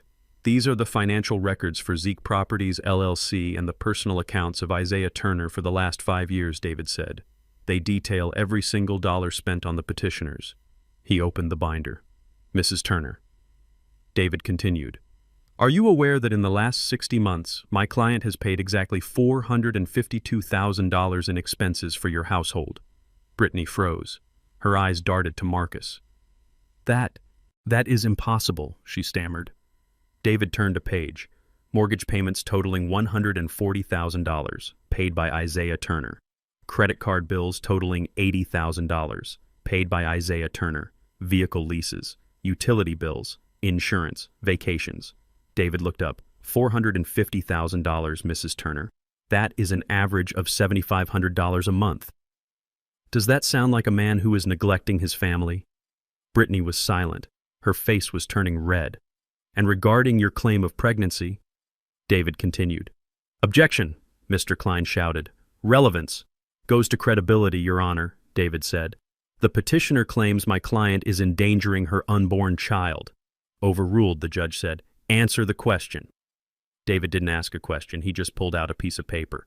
This is a receipt from CVS dated 3 weeks ago, David said, for a box of feminine hygiene products purchased with the credit card my client pays for. The courtroom went silent. Brittany looked like she wanted to vomit. And finally, David said, regarding the allegation of mental incapacity, the petitioners claim Mr. Turner is confused and irrational. David pulled out a laptop. He placed it on the stand facing the judge. "I would like to play an audio recording, Your Honor, recorded on the evening of November 2nd. He pressed play. The courtroom filled with the sound of Brittany's voice, loud and clear and venomous. "I want that old man buried, Marcus. I want him gone. We get guardianship, we put him in Shady Pines. It is a warehouse. They drug them and leave them there until they stop breathing. Once we get that signature, he goes to Macon.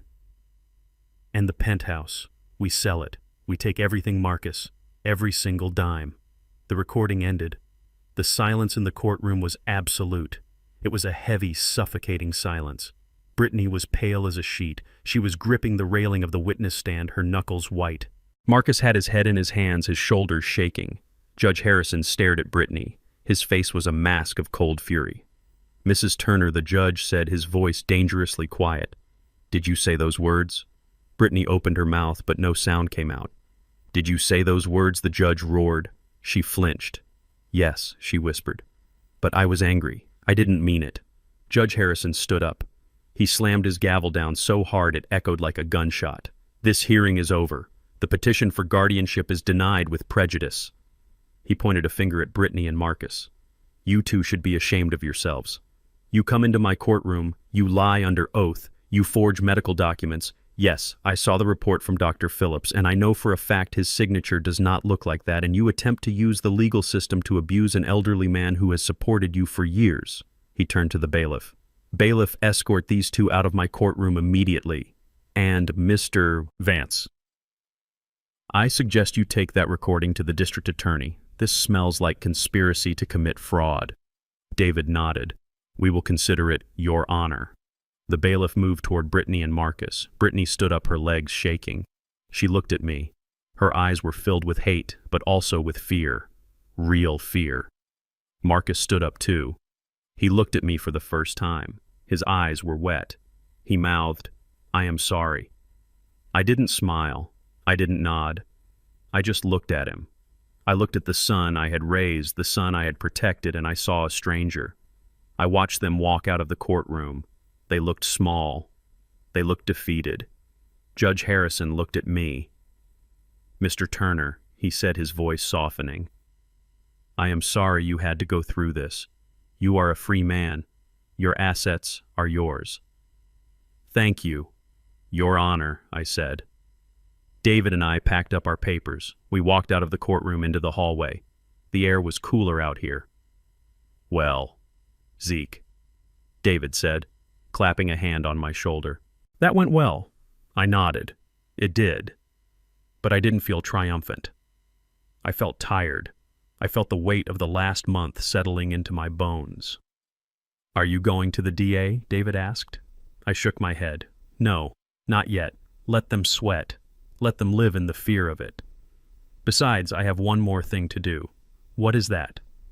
"I have to deal with the house," I said. David smiled. "The eviction notice."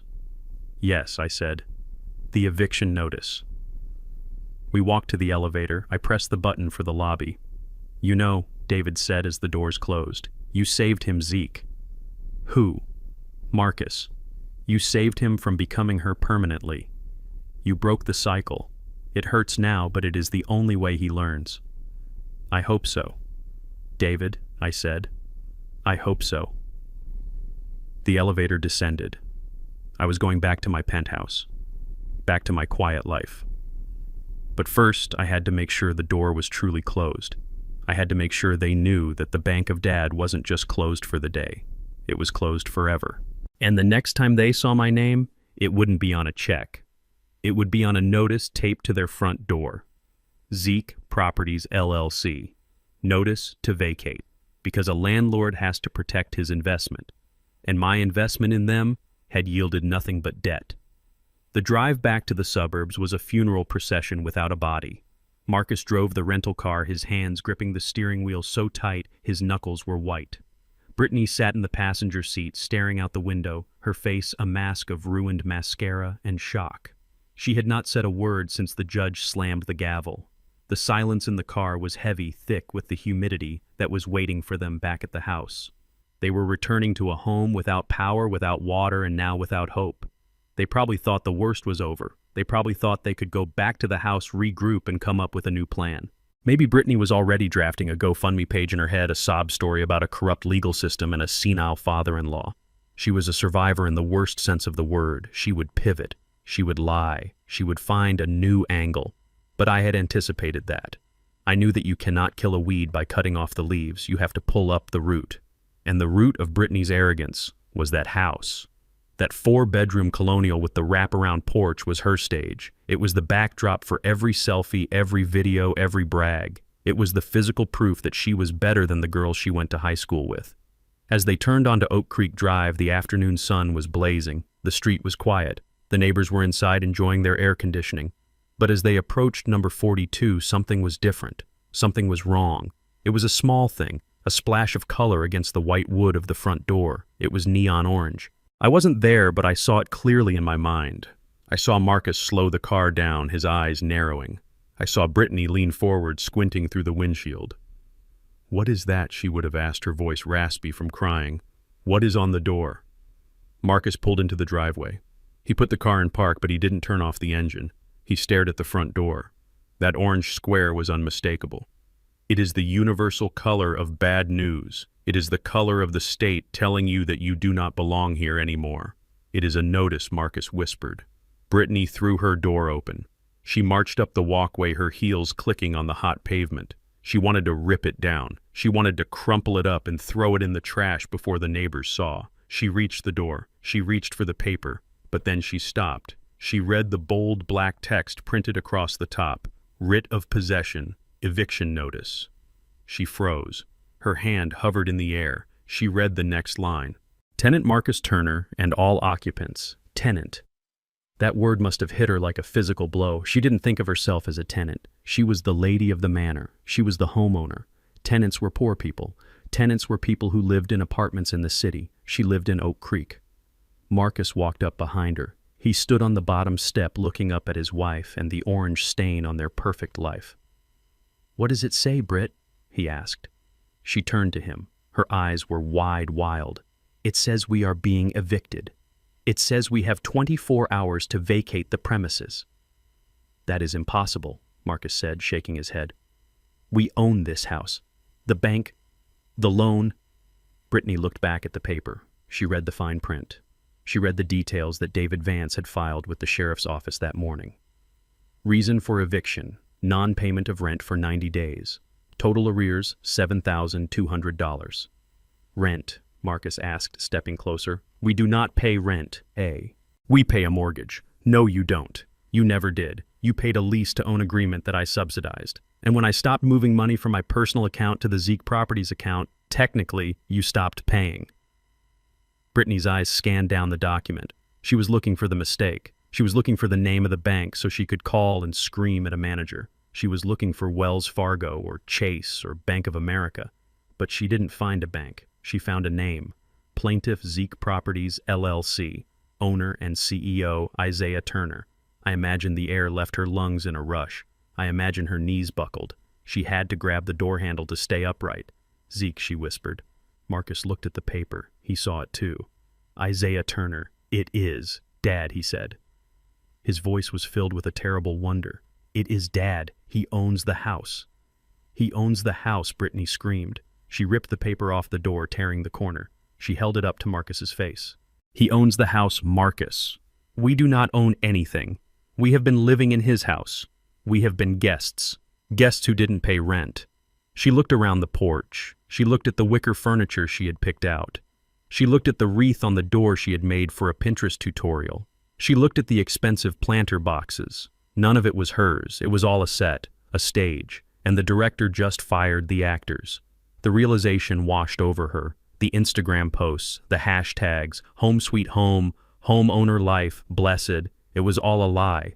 A lie she had believed because she was too lazy to ask questions. She had built her entire identity on a foundation of my generosity, and now that foundation was gone. "Why does it say 3 months?" Marcus asked, still trying to do the math. "Dad left a month ago." "Because he stopped paying himself," Brittany realized. Her mind was working fast now, connecting the dots. "He was paying our rent, Marcus. He was taking money from his account and putting it into his company account to cover us. And 3 months ago, he stopped. He stopped paying for us before he even walked out the door. He was planning this. She turned and looked at the street. She looked at the houses of her neighbors. Did they know? Did Mrs. Higgins next door know that Brittany was just a charity case? Did the mailman know? "I hate him!" she screamed at the sky. "I hate him so much!" She kicked the door. The heavy wood boomed hollowly. "He cannot do this," she yelled. "I have rights. I have tenants' rights. We need 30 days. We need notice." Marcus pointed at the bottom of the paper. Notice to quit was served via certified mail 30 days ago to the address of record. 30 days ago, the day I moved out. David Vance had sent a letter. Brittany probably threw it in the trash thinking it was junk mail or a bill she didn't want to deal with. She had thrown away her own warning. "We have 24 hours, Marcus said. The sheriff is coming tomorrow at noon to lock us out. 24 hours. To pack 5 years of accumulation. To pack the clothes, the shoes, the electronics, the furniture. We cannot pack a house in a day," Brittany cried. "We have nowhere to go. We have no truck. We have no money for movers." Marcus sat down on the porch swing. He put his head in his hands. "Then we leave it," he said. "We take what we can carry and we leave it." Brittany looked at him with disgust. "You are giving up. You are just going to let him win." "He already won, Britt," Marcus said softly. "He won the minute we signed that lease 5 years ago without reading it. He won every time we asked him for money. He won today in court. It is over." Brittany looked at the orange paper in her hand. Zeke Properties, LLC. She thought about the phone call. If you are so smart, pay your own bills. She realized then that the electric bill was just the tip of the iceberg. The rent was the bill. The life was the bill. And she was bankrupt. She pulled out her phone, she opened Instagram, she looked at her feed, pictures of the kitchen, pictures of the living room, pictures of her standing on this very porch holding a glass of wine looking successful. She felt a wave of nausea. It was all fake. She was a fraud. And the man she had called a burden, the man she had mocked and belittled, he was the one holding the camera. He was the one who built the set, and he was the one who just turned off the lights. She looked at the door. She unlocked it and pushed it open. The heat from inside hit her like a physical wall. The house smelled of rot and stale air. It wasn't a home anymore. It was an oven. She walked inside. She didn't take off her shoes. She didn't care about the floors anymore. She went to the living room and sat on the expensive beige sofa. She looked at the blank TV screen. She looked at the silent ceiling fan. She picked up her phone again. She didn't call me. She knew I wouldn't answer. She called the only person she had left to manipulate. She called her mother. "Mom," she said when the line connected, her voice breaking into a sob. "Mom, you have to help us. The old man, he is crazy. He kicked us out. He owns the house, Mom. He owns everything." She spun the lie. She twisted the truth. She made herself the victim again. But deep down in the pit of her stomach, she knew. She knew that tonight she would be sleeping in this hot, dark house for the last time. And tomorrow when the sheriff came, she would be standing on the curb with a suitcase full of clothes she couldn't afford, watching the locks being changed on a life she never earned. Up in the penthouse, I closed the file on my laptop. The notification from the sheriff's office had come through, service completed. I walked to the balcony. The sun was setting over the suburbs, casting long shadows. I took a sip of my wine. "Goodbye, Brittany," I whispered. I hoped she enjoyed the packing. I hoped every box she taped shut felt like a brick of regret. I hoped that when she walked out that door for the last time, she finally understood the difference between a house and a home. A house is made of wood and stone. A home is made of respect. They had disrespected the architect, and now they were homeless. I turned back to the warmth of my penthouse. Tomorrow was a new day, and I had a feeling it was going to be a very quiet one. I watched the circus from 45 floors up. The security feed on my wall monitor was high definition, crisp enough to see the individual tears tracking through the layers of foundation on Brittany's face. She was in the lobby of the Meridian Tower. She had chosen her stage well. The marble floors and gold leaf columns provided the perfect backdrop for her performance of the destitute mother-to-be. She was on her knees, not in prayer but in a calculated pose of submission designed to break the internet. She had set up a tripod with her phone. The ring light was glowing, reflecting in her eyes, giving her a demonic, artificial sparkle. She was live streaming. I pulled up her feed on my laptop. The viewer count was climbing. 5,000, 8,000. People love a tragedy, especially when they can watch it from the safety of their toilets. "Please, Isaiah," she wailed into the camera, her hands clasped together. "Please, Dad, I know we made mistakes, I know I was proud, but look at us. We are homeless, we are hungry, and I am carrying your grandchild." She rubbed her belly. It was flat, but the gesture was enough to send the comments section into a frenzy. "How can a grandfather be so cruel?" User Blessed Mom 88 wrote. "This man is a monster." User Justice for Brit typed. "Someone call the news. This is elder abuse in reverse." Marcus stood behind her. He looked like a prop in a school play that didn't want to be on stage. His head was bowed, his shoulders slumped. He was wearing the same wrinkled suit from court. He knew this was wrong. I could see the shame radiating off him like heat. But he was too weak to stop her. He was a man who had been hollowed out by years of saying yes to a woman who only heard no as a challenge. I zoomed in on the camera feed. Brittany was looking at the elevator bank waiting for me to descend. She was betting everything on the court of public opinion. She knew she had lost in the court of law, so she was trying to win in the court of feelings. She was weaponizing her womb. And the worst part was she wasn't lying. Not about the pregnancy. 3 weeks ago, before I left the house, I had gone into their bathroom to retrieve a spare razor blade. The trash can was overflowing. Sitting right on top was a plastic stick with 2 pink lines. Positive. She hadn't told Marcus yet. She was saving it. She was keeping it as leverage, and now she was playing the card. "The concierge Stefan called my unit. Mr. Turner," he said, his voice tight with stress. "The situation in the lobby is escalating. There are people stopping on the street to watch. She is screaming, 'Sir.' She is attracting a crowd. Should I call the police?" I looked at the screen. Brittany was sobbing now, loud heaving sounds that echoed off the marble. It was a masterclass in manipulation. If I stayed upstairs, I was the heartless billionaire in the tower letting a pregnant woman beg on the floor. If I called the police, I was the tyrant sending his family to jail. "No, Stefan," I said. "Do not call the police. Not yet. I am coming down." I hung up the phone. I walked to my desk. I opened the top drawer. Inside was a white envelope sealed with red wax. I had prepared this envelope 2 weeks ago, the day the lab results came back. I had hoped I would never have to use it. I had hoped that maybe, just maybe, there was a shred of decency left in that house. But watching Brittany use an unborn child as a bargaining chip for a lifestyle she didn't earn, I knew the time for mercy had passed. I put on my jacket.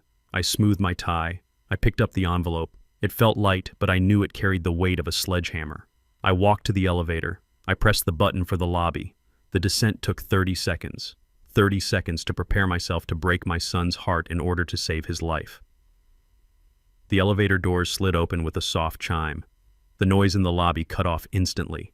It was like someone had pulled the plug on a stereo. Brittany looked up. Her face was a mess of running mascara and splotchy red skin, but her eyes were sharp. She saw me. And for a second I saw the triumph flash across her face. She thought she had won. She thought the pressure had cracked me. She scrambled to her knees, reaching out to me. The phone on the tripod was pointed directly at us, capturing every pixel of the reunion. "Dad," she cried, her voice pitching up for the audience. "You came. Thank God. Please, we have nowhere to go. The baby needs a home." She gestured to her stomach. I walked across the lobby. My footsteps echoed on the stone. I did not rush. I did not look angry. I looked like a man who was done negotiating. I stopped 3 feet from her. I did not offer her a hand. I did not help her up. Marcus looked at me. His eyes were pleading. "Dad, please," he whispered. "Just help us this one time. She is pregnant. It is real." I looked at my son. I looked at the man who had let his wife call me a burden. I looked at the man who had signed a petition to lock me away in a state facility.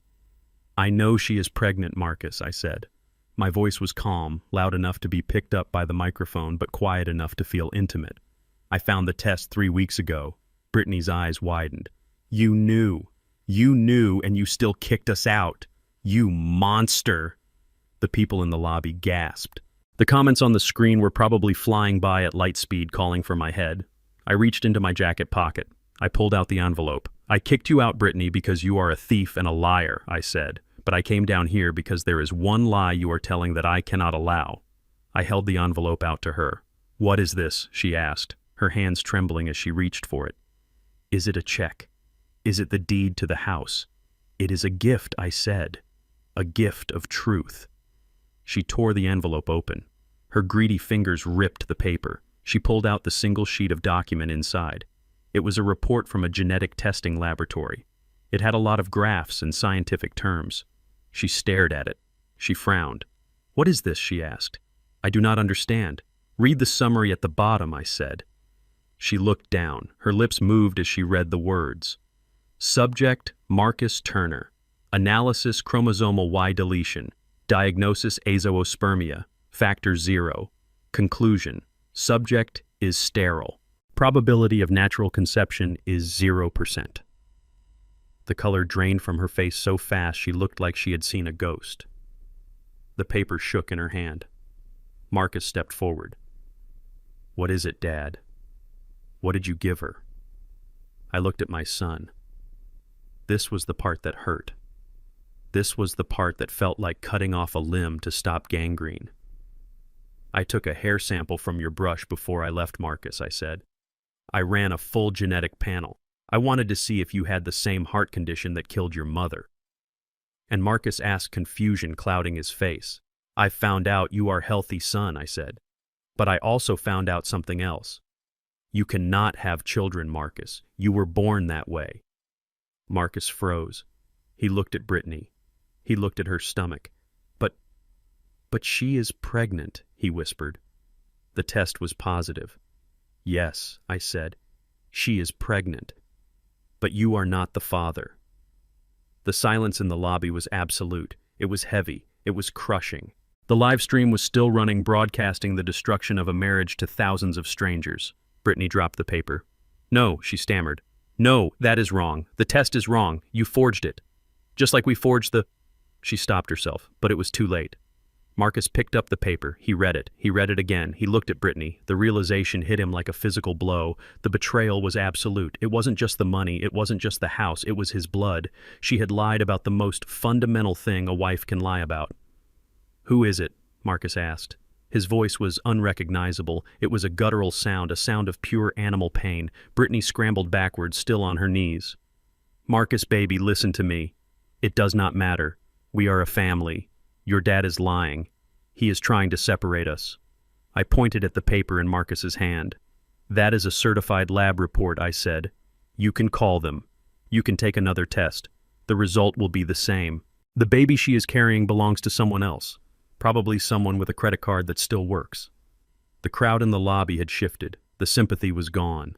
The murmurs were no longer about the cruel old man. They were about the woman on the floor. "She cheated on him," someone whispered. "That baby isn't his," another voice said. Brittany looked around. She saw the phones pointed at her. She saw the judgment. She realized the narrative had flipped. She wasn't the victim anymore. She was the villain.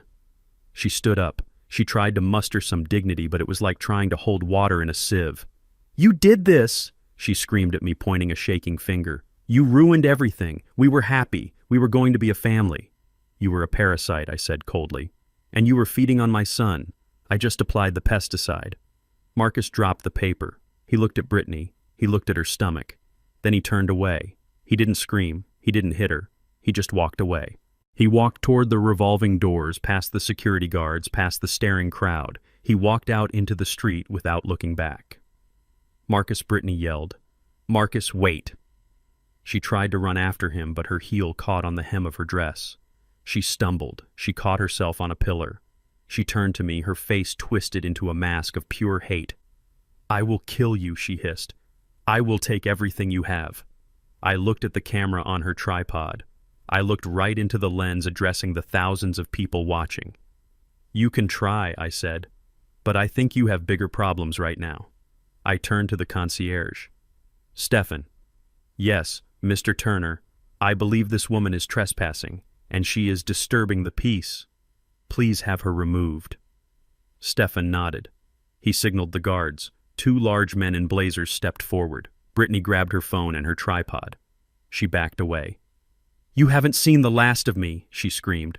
"I will be back." I will burn this whole building down." The guards escorted her out. She was still screaming as the revolving doors spun her out onto the sidewalk. I stood alone in the center of the lobby.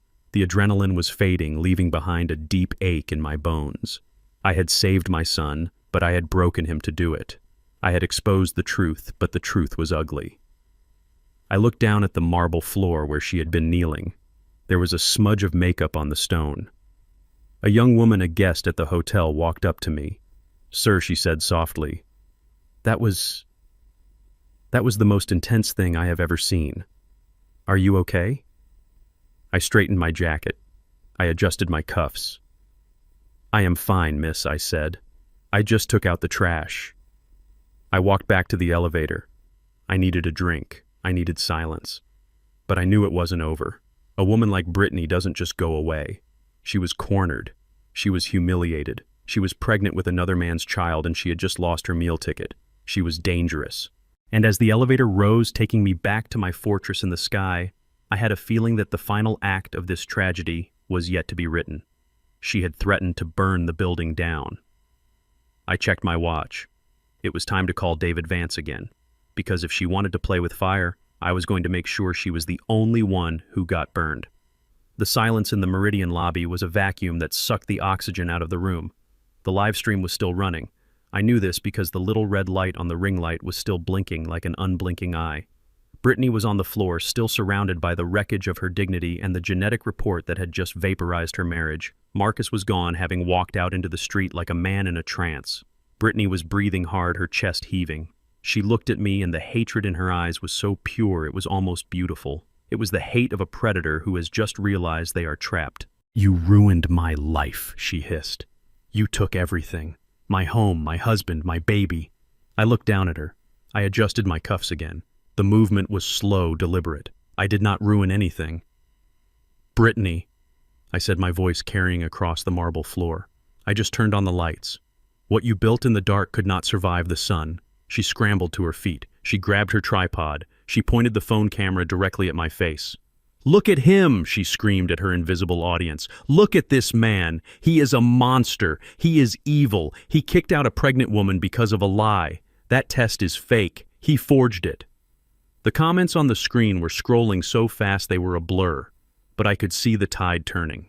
People were confused. They were angry, but they weren't just angry at me anymore. They were asking questions. "Why is she still filming?" User Truth Seeker asked. "Where is the husband?" User Mom of 3 typed. Brittany ignored them. She was doubling down. She was committed to the narrative. "I am going to the police," she yelled. "I am going to report you for harassment, for defamation, for forgery." I smiled. It was a cold smile, a smile that didn't reach my eyes. "That is an excellent idea, Brittany," I said. "In fact, I think you should wait right here, because the police are already on their way." She froze. Her eyes darted to the revolving doors. "You called the police on me," she laughed nervously. "For what?" "Trespassing. I am in a public lobby. I am allowed to be here." I reached into my jacket pocket again. I pulled out another envelope. This one was blue. It was thicker than the genetic report. "I did not call them for trespassing, Brittany," I said. "I called them because of this." I held the envelope up. "What is that?" she demanded. "Another fake test. Another lie." "No," I said. "This is an audit." "An audit." She frowned. "What are you talking about?" 3 days ago, I said, stepping closer, my voice lowering to a dangerous rumble. "I had a conversation with my friend Robert. You know Robert, right? He owns the logistics company where Marcus works. The company where you have been helping out with the books for the last 6 months. Brittany went pale, paler than she had been when she saw the DNA test. "I do not know what you mean," she stammered. "I just help Marcus. I organize files." "You organize more than files," I said. "You organize embezzlement." I opened the envelope. I pulled out a stack of spreadsheets. I held them up to the camera. "This is a ledger of the petty cash fund for the Duluth branch," I said. "And this is a list of unauthorized wire transfers from the operating account to a shell company called BL Luxuries." Brittany's hands started to shake. The phone on the tripod wobbled. "That is a lie," she whispered. "Is it?" I asked. Because Robert noticed some discrepancies. He noticed that every time the petty cash was replenished, it disappeared within 24 hours. He noticed that invoices for office supplies were being paid to a vendor that does not exist. A vendor whose registered address is a P.O. box in Buckhead. A P.O. box registered to you, Brittany. I flipped the page. $50,000 in 6 months, I said. $50,000 stolen from the company that gave your husband a job. Stolen from the man who gave Marcus a chance when nobody else would. Brittany looked around the lobby. She looked for an exit, but the security guards were blocking the doors. You cannot prove that, she said, her voice thin and high. Anyone could have opened that P.O. box. Marcus could have done it. Maybe he framed me. I shook my head.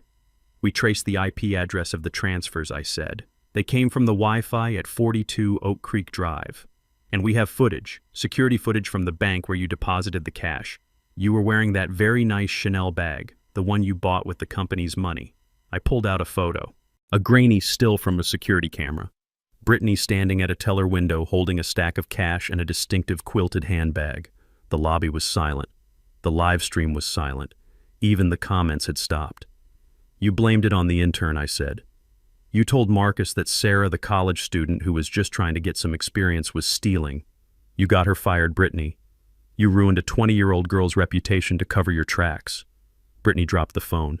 It clattered to the floor, the camera pointing at the ceiling. No, she moaned. No.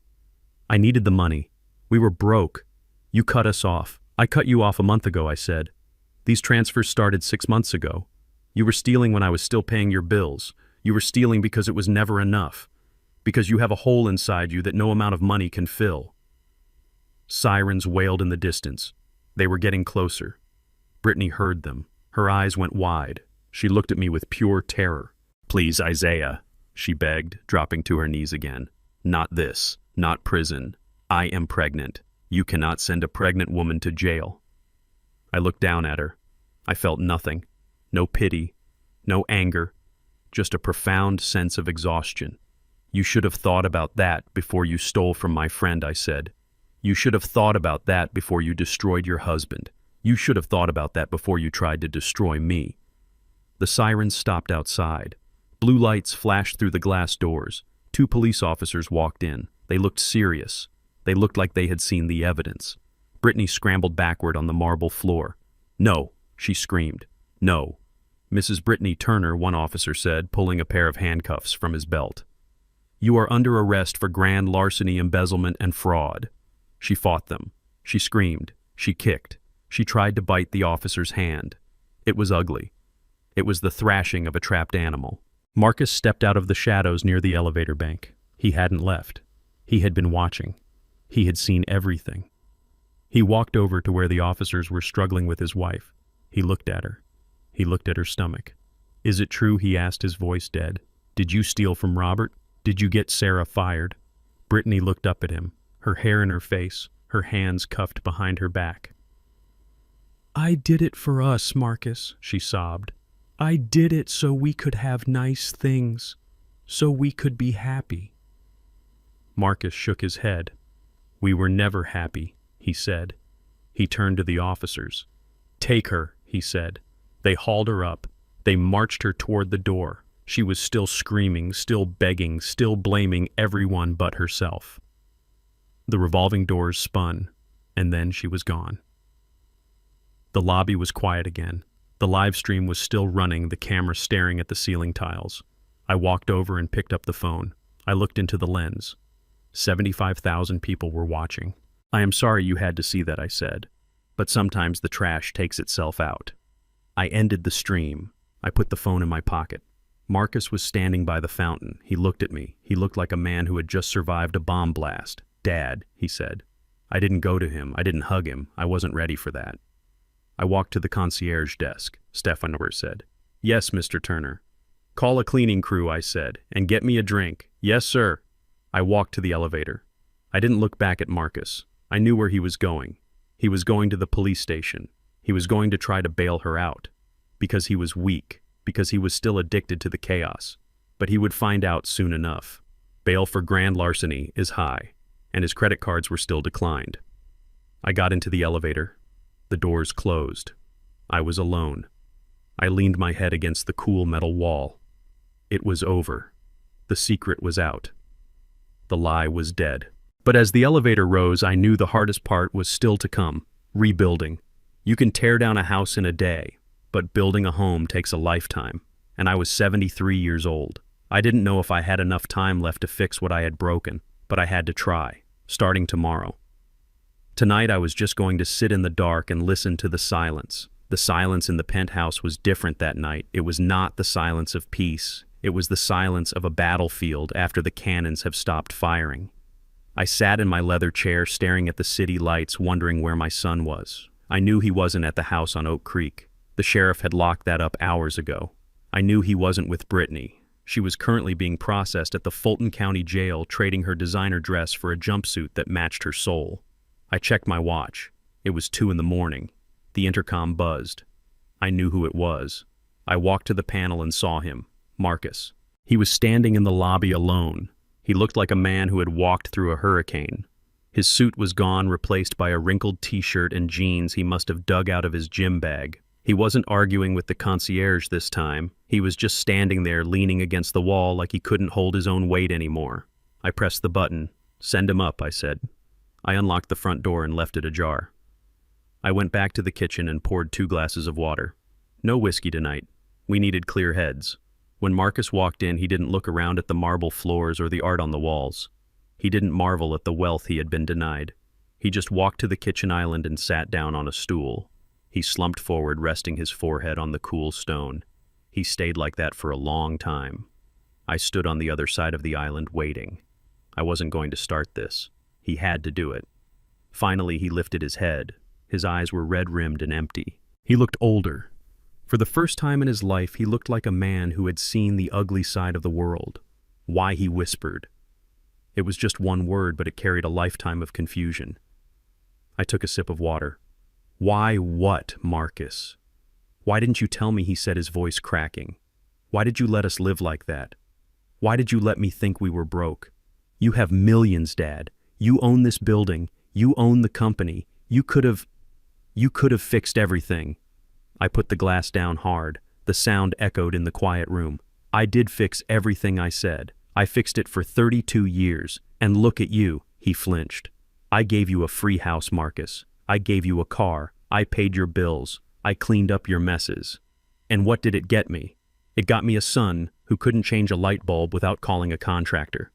It got me a son who married a woman because she liked the way his credit card looked. It got me a son who stood by and watched his wife spit in his father's face and didn't say a word because he was afraid she would cut off his access to the lifestyle I was paying for." Marcus looked down at his hands. "I didn't know," he said softly. "I didn't know she was stealing. I didn't know about the baby." "You didn't know because you didn't want to know," I said. "You wanted the easy life, Marcus. You wanted to be the big shot with the hot wife and the nice car. You didn't care where the money came from as long as the tap was flowing. You closed your eyes to the truth because the lie was comfortable." He looked up at me then. There was anger in his eyes now. "Good. Anger is better than apathy. So this is my fault," he asked. "Brittany lying, Brittany stealing, that is my fault." "No," I said. "Brittany is responsible for her own sins. But you opened the door, Marcus. You invited her in. You let her take over. A man protects his house. A man protects his family. You didn't protect anything. You just handed her the keys and sat in the passenger seat." He stood up, suddenly knocking the stool back. "So why hide it?" he shouted. "Why hide the money? If I had known you were rich, maybe I would have been different. Maybe I would have started a business. Maybe I would have been someone." I looked at him calmly. I looked at the entitlement still clinging to him like a bad smell. "If you had known I was rich," I said, "you would have been worse. You would have been a trust fund baby, Marcus. You would have been waiting for me to die so you could cash out." I walked around the island until I was standing right in front of him. "I hid it because I wanted you to be a man," I said. "I wanted you to learn how to build something with your own hands. I wanted you to know the value of a dollar earned, not a dollar given. I wanted you to be strong, Marcus. I wanted you to be independent. I wanted you to be a man, not a parasite." The word hung in the air. Parasite. Marcus recoiled as if I had slapped him. "But I failed," I said, my voice dropping to a whisper. "I failed you, son. I made it too easy. I paved the road so smooth you never learned how to walk over rocks, and when the first storm came, you collapsed. That is on me. I created a weak man, and a weak man attracts predators like Brittany." Marcus stared at me. The anger drained out of him, leaving him hollow. He collapsed back onto the stool. He put his head in his hands and he began to weep. It wasn't the fake crying he did in court. It was the deep, racking sobs of a man grieving the loss of his own self-respect. I watched him cry. I wanted to hug him. I wanted to tell him it would be okay. But I couldn't. Not yet. Comfort now would be poison. He cried for 10 minutes. When he finally stopped, he wiped his face with his dirty shirt. He looked at me. "So what happens now?" he asked. "I have nothing, Dad. Brittany is gone. The house is gone. The car is gone. I have $40 in my pocket. I have nowhere to go." He looked around the penthouse. I saw the hope flicker in his eyes. He thought this was the part where I welcomed him home. He thought this was the part where I gave him the guest room and a fresh credit card and told him we would start over. Can I stay here?" he asked, his voice small. "Just for a while, until I get back on my feet." I looked at my son. I loved him. God knows I loved him. But I knew that if I let him stay here, if I let him sink into the luxury of this penthouse, he would never leave. He would become the thing I feared most. A permanent child. "No," I said. Marcus blinked. "No. You cannot stay here," I said. "This is my home, Marcus. I earned it. You did not." "But I am your son," he said, panic rising in his voice. "You cannot just leave me on the street." "I am not leaving you on the street," I said. I walked to the desk. I opened the drawer and pulled out a single silver key attached to a yellow paper tag. I also pulled out a piece of paper. A lease agreement. I walked back and placed them on the counter in front of him. "I own an apartment complex in East Point," I said. "It is not like this. It is a studio, 400 square feet. It has a stove, a fridge, and a bed. The carpet is old. The view is of a brick wall." Marcus looked at the key like it was a live grenade. "East Point," he whispered. "Dad, that is the hood. It is a start," I said. "It is a roof over your head. It is clean. It is safe. And it is yours if you want it." I tapped the lease agreement. "The rent is $800 a month," I said. "Market rate is $1,200. I am giving you a family discount. That is the only handout you are going to get."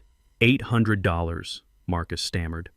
"Dad, I don't have a job. I don't have any money. How am I supposed to pay $800? "Get a job," I said. "Any job. Wait tables. Mow lawns. Work construction. I don't care. But you will pay the rent, Marcus. You will pay it on the first of the month, every month. And if I don't?" he asked. I leaned in close. "If you are one day late, I will evict you," I said. "I will put your things on the curb and I will change the locks, just like I did at Oak Creek. Do not test me, son. I am not playing games anymore."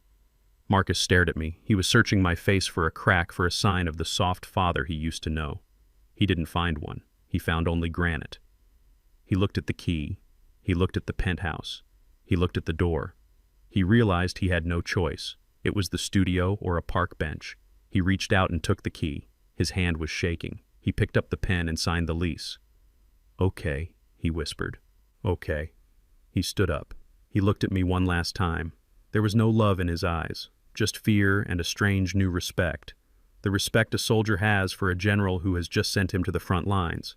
"How do I get there?" he asked. "The bus stop is 2 blocks over," I said. "The number 83 runs all night." He nodded. He turned and walked to the door. He didn't say goodbye. He didn't say thank you. He just walked out. I watched the door close. I heard the lock click. I was alone again. I walked to the balcony. I looked south toward East Point. It was a rough neighborhood. It was loud. It was gritty. It was exactly where I had started 50 years ago. Marcus was going to hate it. He was going to hate the noise. He was going to hate the smell. He was going to hate me, but he was going to survive. He was going to have to wake up every morning and fight for his existence. He was going to have to budget. He was going to have to work. He was going to have to build his own life brick by brick without my mortar holding it together. It was the hardest thing I had ever done. It hurt more than losing the money. It hurt more than losing the house. But as I watched the city lights blurring through my own tears, I knew it was the only way. I had broken him down. Now it was up to him to see if he could stand back up. I finished my water. I went to bed. For the first time in a month, I slept without dreaming. The ledger was balanced. The debt was called in. Now the real work began. 6 months is a lifetime when you are watching the seasons change from the floor to ceiling windows of a 45th floor penthouse. Winter had turned to spring, and spring was bleeding into the humid heat of an Atlanta summer. My life had settled into a rhythm of quiet productivity. I woke up early. I drank my coffee. I checked the markets. I managed my properties. I did not have to argue about the thermostat. I did not have to listen to influencers screaming on portable speakers. I did not have to hide my own money. I was free. But freedom has a way of making you forget the sound of chains until they rattle at you one last time. It was a Tuesday evening. I was sitting in my leather armchair reading a report on a new zoning ordinance for the East Point district. The sun was setting, casting long red shadows across the living room. The air was cool and smelled of cedar and old books. My burner phone buzzed on the side table. I stared at it. I had kept the number active mostly for David Vance and a few contractors who were working on the renovation of my old house before I sold it. But David usually texted first. I picked it up. The screen lit up with a number I did not recognize, but the caller ID sent a jolt of cold recognition through my veins. Fulton County Correctional Facility. I let it ring twice. I thought about letting it go to voicemail. I thought about throwing the phone off the balcony and letting it shatter on the pavement 45 stories down. That would have been the easy way out. That would have been the peaceful way. But curiosity is a heavy anchor. And maybe, just maybe, a small part of me wanted to hear the sound of the consequences I had set in motion. I pressed the green button. I put the phone to my ear. "Hello?" A robotic voice answered me. "This is a prepaid call from an inmate at the Fulton County Jail. To accept this call, press 1. To block this number, press 2. My finger hovered over the keypad. 1, 2, 1, 2. I pressed 1. There was a click, a hiss of static, and then the background noise of 100 desperate conversations happening at once. It sounded like a cafeteria in hell. Echoing concrete, metal doors slamming, shouting. "Isaiah." The voice was thin. It was scratchy. It sounded like it had been screaming for a long time and had finally run out of air. "Hello, Brittany," I said. I leaned back in my chair. I pictured her, the orange jumpsuit, the no makeup, the roots of her expensive blonde dye job growing out dark and greasy, the acrylic nails gone leaving behind ragged tips. "Dad," she choked out.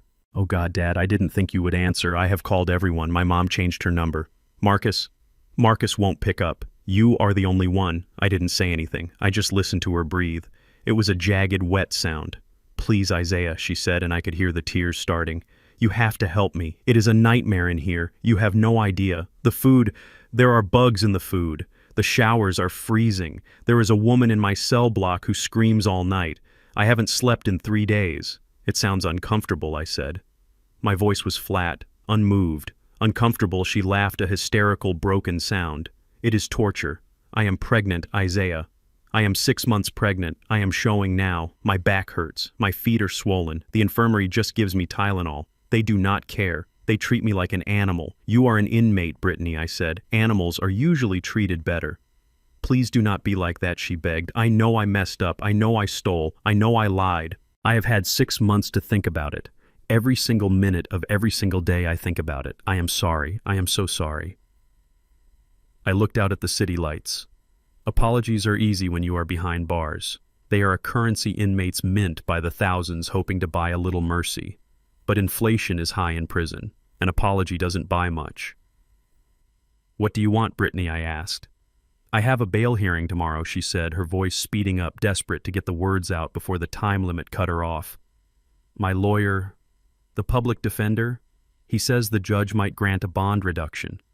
Because of the baby, because of overcrowding." And I asked. "He thinks he can get it down to 50,000, she said. "That means I only need 5,000 for the bondsman. $5,000, Isaiah. That is nothing to you. You spend that on suits. You have millions. Please, just $5,000. If you pay it, I can get out tomorrow. I can go to a real doctor. I can sleep in a real bed. I will pay you back. I swear I will pay you back. I will work for you. I will do anything. $5,000. She was right. It was nothing to me. I had made $5,000 in interest since I woke up that morning. I could wire the money in 30 seconds. I could end her suffering with a tap of my thumb. I thought about the baby she was carrying, an innocent child growing inside a woman who had no moral compass. a child who wasn't my blood but was still a human being. But then I thought about Marcus. I thought about my son living in a 400-square-foot studio in East Point. I thought about him waking up at 5 a.m. to catch the bus to the construction site. I thought about his blistered hands and his sore back. I thought about the time 3 months ago when he was short on rent and he ate ramen noodles for a week so he wouldn't have to ask me for a loan. Marcus was learning. He was suffering too, but he was suffering with dignity. He was paying his dues. If I bailed Brittany out, I would be undoing everything. I would be teaching her that if you cry loud enough and wait long enough, the safety net will reappear. I would be robbing her of the lesson. And frankly, I didn't want her out. She was dangerous. A desperate predator is safe in a cage. You let her out, and she starts hunting again. Isaiah, are you there? She asked, panic rising in her voice. Please say something. The timer is running out. I am here, Brittany, I said. Will you do it? Will you send the money? I took a deep breath. I let the silence hang for one last moment. Brittany, I said, my voice low and hard. Do you remember the last conversation we had in your kitchen, the night I left? What? She stammered. I don't... You threw a bill at me, I reminded her. An electric bill. And you screamed something at me. You screamed, if you are so smart, old man, pay your own bills. I could hear her intake of breath on the other end. She remembered. Of course she remembered. It was the moment she signed her own death warrant. I didn't mean it, she whispered. You meant every word I said. And you were right. It was excellent advice. I took it to heart. I paid my bills. I paid for my peace of mind. Isaiah, no. Bail is a bill, Brittany, I said. It is a cost of doing business, the business of crime. Please, she sobbed. You wanted to be independent, I said. You wanted to run the show. Well, this is the show, and the bill is due. Isaiah, do not do this, she screamed. Do not leave me here. You told me to pay my own bills. I said again, my voice cold as the grave. Now I am telling you to do the same. Pay your own bill, Brittany. Handle your own business. But I can't, she wailed. I have no money. Then I guess you are staying right where you are, I said. Isaiah, Dad, please. I pulled the phone away from my ear. Her voice was tinny and small, leaking out of the speaker like poison. Goodbye, Brittany, I said. I pressed the red button. The connection severed. The screaming stopped. The silence of the penthouse rushed back in, filling the space where her desperation had been. I sat there for a long time, staring at the phone. I felt a heaviness in my chest. It wasn't guilt. It was pity. Pity for a woman who had been given everything and had thrown it all away because she couldn't conquer her own greed. Pity for the child who would be born in a prison ward because its mother couldn't follow the rules. But pity doesn't sign checks. Not anymore. I picked up the phone again. I went into the call history. I selected the number for the Fulton County Correctional Facility. I opened the menu. Options. Block caller, confirm block. I pressed the button. The phone beeped once, confirming the action. She could call all she wanted now. She could scream into the receiver until her throat bled. It would never ring in my house again. The line was dead. The bridge was burned. The ashes had been swept away. I stood up and walked to the kitchen. I poured the cold coffee down the drain. I rinsed the cup. I walked to the window and looked south toward the jail. It was a massive concrete fortress on the edge of the city. Inside, there were thousands of stories of bad choices and hard luck. Tonight, Brittany was just another one of them. She had wanted a life of luxury. She had wanted to be taken care of. Well, she was getting 3 meals a day and a roof over her head. The state of Georgia was taking care of her now. I turned off the lights in the living room. The city glowed outside, beautiful and indifferent. I went to my bedroom. I had an early start tomorrow. I was meeting Marcus for breakfast at a diner near his job site. He was paying. He had insisted. He said he wanted to buy his old man a cup of coffee with his own money. That was a bill I was happy to let him pay. As for Brittany, she had a long night ahead of her, and a lot of time to think about the price of electricity. There is a specific kind of tired that comes from physical labor. It is not the mental fatigue of staring at a spreadsheet or the stress of a boardroom negotiation. It is a deep ache that settles into your muscles and your bones.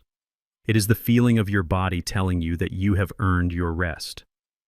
I know that feeling well. I lived with it for 40 years. It was my constant companion before the money came. And now, for the first time in his life, my son was getting introduced to it. I parked my car a block away from the construction site in Midtown. It was a new high-rise project, steel girders reaching up into the humid Atlanta sky like the ribs of a giant beast. I had called in a favor with the foreman, a man named Big Mike, who used to work for me back in the 90s.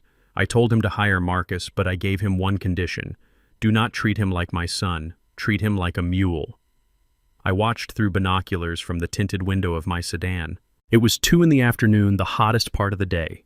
The sun was bouncing off the concrete, baking the air. There he was, Marcus. He was wearing a neon yellow vest that was too big for him and a hard hat that looked brand new. He wasn't holding a clipboard. He wasn't supervising. He was carrying sheets of drywall. Drywall is heavy. It is awkward. It scrapes your skin and covers you in white dust that gets into your pores and stays there for days. I watched my son struggle with a stack of panels. He stumbled. He sweated. He wiped his face with a dirty glove, leaving a smear of gray mud across his forehead. A month ago, he would have quit. A month ago, he would have called me complaining that it was too hard, that his back hurt, that he wasn't made for this. But today, he didn't stop. He gritted his teeth. He adjusted his grip. And he kept moving. He looked miserable. He looked exhausted. He looked thinner than I had ever seen him. But he also looked real. For the first time in years, he wasn't a paper doll dressed up in expensive clothes pretending to be a man. He was a man doing a man's work. I watched him for an hour. I watched him take orders from a kid 10 years younger than him. I watched him eat a sandwich sitting on a stack of pallets alone. I watched him get back up when the whistle blew. I felt a strange sensation in my chest. It wasn't forgiveness. Not yet. The wounds were still too fresh, the memory of his betrayal too sharp. But it was something close to respect. It was the recognition of effort. I put the car in gear and drove away before he could see me. I couldn't let him know I was watching. He had to do this alone. He had to believe that he was surviving on his own merits, not because his daddy was checking up on him. 3 days later, it was the 1st of the month. I was sitting in my office at the penthouse organizing the files for the upcoming tax season. The morning mail had just been delivered by the concierge. Usually it was just statements and solicitations, but on top of the pile was a plain white envelope, no return address, just my name handwritten in black ink. I recognized the handwriting. It was shaky, less confident than the signature he used to put on credit card receipts, but it was his. I opened the envelope. Inside was a cashier's check. Pay to the order of Isaiah Turner. Amount $800. Memo rent unit 4B. $800. To a man with my portfolio, $800 is a rounding error. It is a dinner. It is a pair of shoes. It is nothing.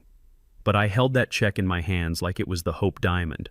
I looked at the date. It was dated yesterday. He had gone to the bank probably on his lunch break or after his shift to buy a cashier's check because he didn't have a checking account anymore. He had paid the fee.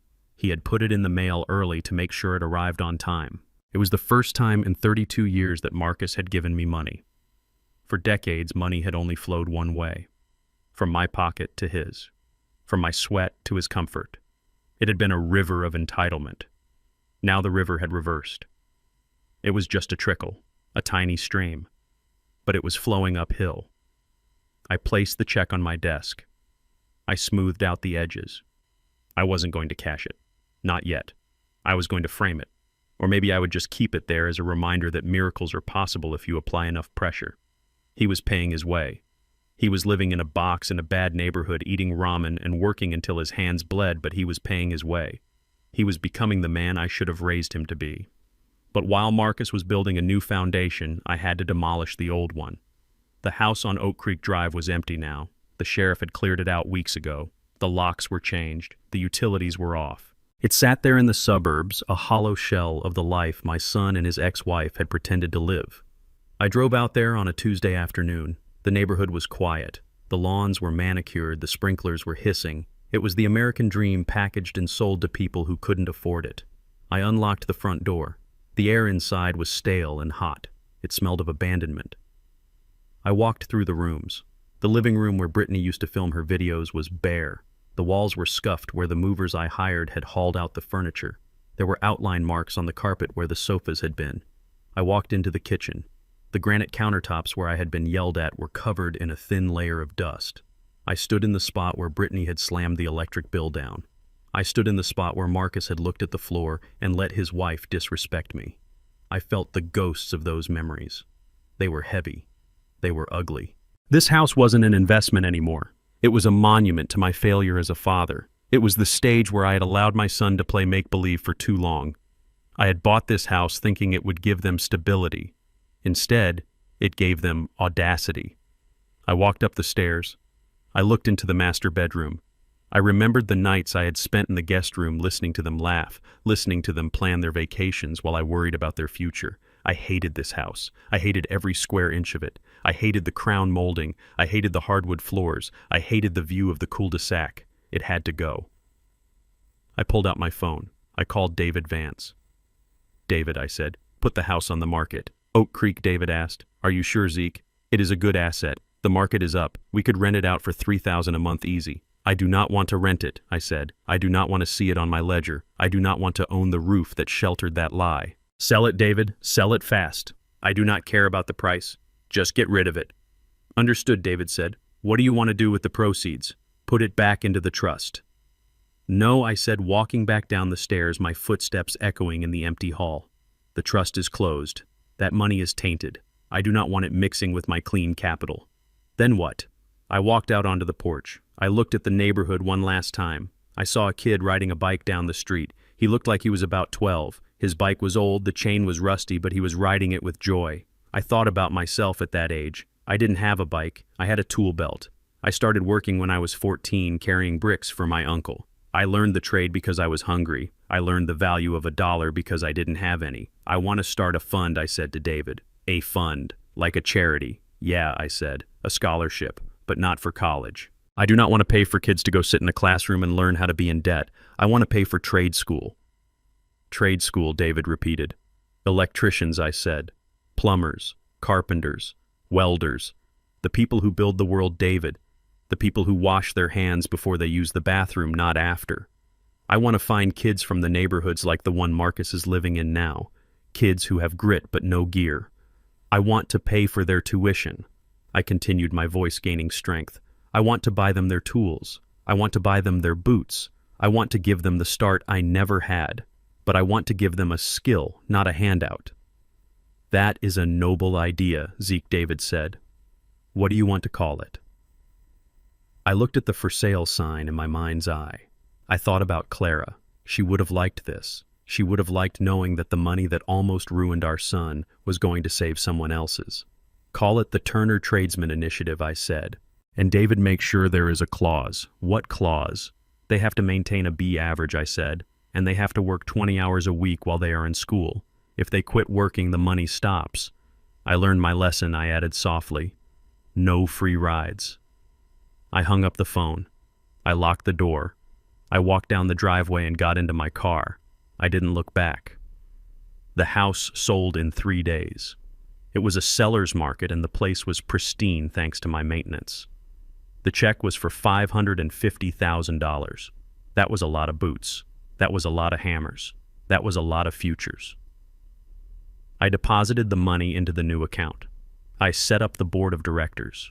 I interviewed the first batch of applicants myself. They were good kids. They were hungry. They looked me in the eye and shook my hand with a grip that meant something. One kid, a boy named Tyrell, asked me why I was doing this. He asked me why a rich old man cared about a bunch of kids from East Point. I looked at him. I saw the spark in his eye. "Because, son," I told him, "I built my house on rock, but I forgot to teach my own son how to mix the concrete.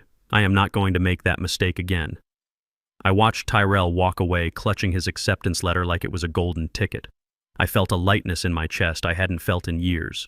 I was turning the poison into medicine. Marcus was still struggling. I knew that. He was still living in that box, still sweating on that job site, still paying for his sins 1 hour at a time. But he was alive, and he was growing, and I was finally free. I had sold the past to pay for the future.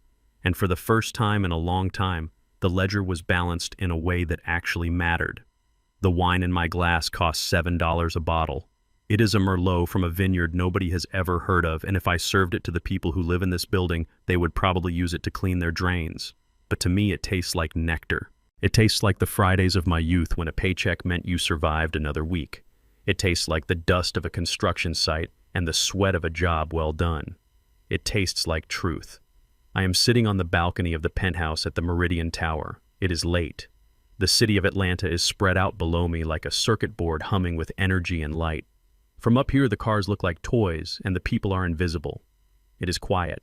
The wind is the only thing that speaks to me up here, and it tells me that I am alive.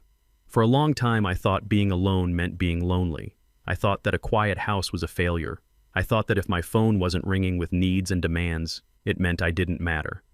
I filled the silence with the noise of my son's problems.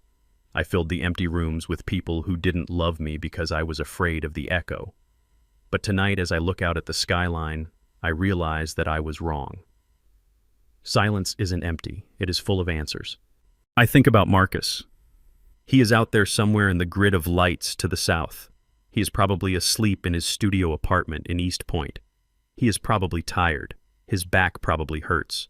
He is probably worrying about how he is going to pay for groceries next week. And that makes me smile. Not because I want him to suffer, but because for the first time in his life he is worrying about his own problems instead of handing them to me. He is carrying his own weight. And every time he lifts a sheet of drywall, every time he pays a bill, every time he says no to a luxury he cannot afford, he is building muscle. He is building the man he was supposed to be. I have not seen him in 2 weeks. He is busy. He works 6 days a week. He is tired, and that is good.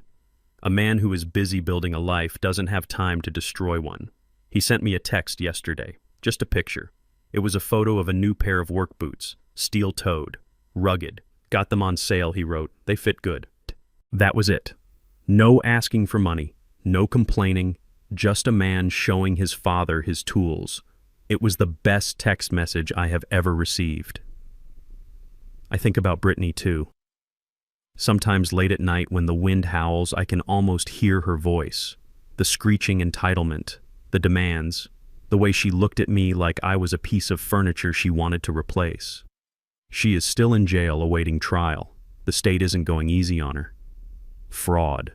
Embezzlement. It turns out when you steal from rich people, the justice system moves pretty fast.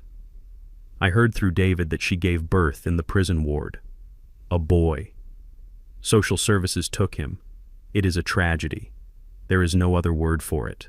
An innocent life born into the wreckage of his mother's greed. But maybe he has a chance now. Maybe growing up away from her toxicity will give him a shot at being real.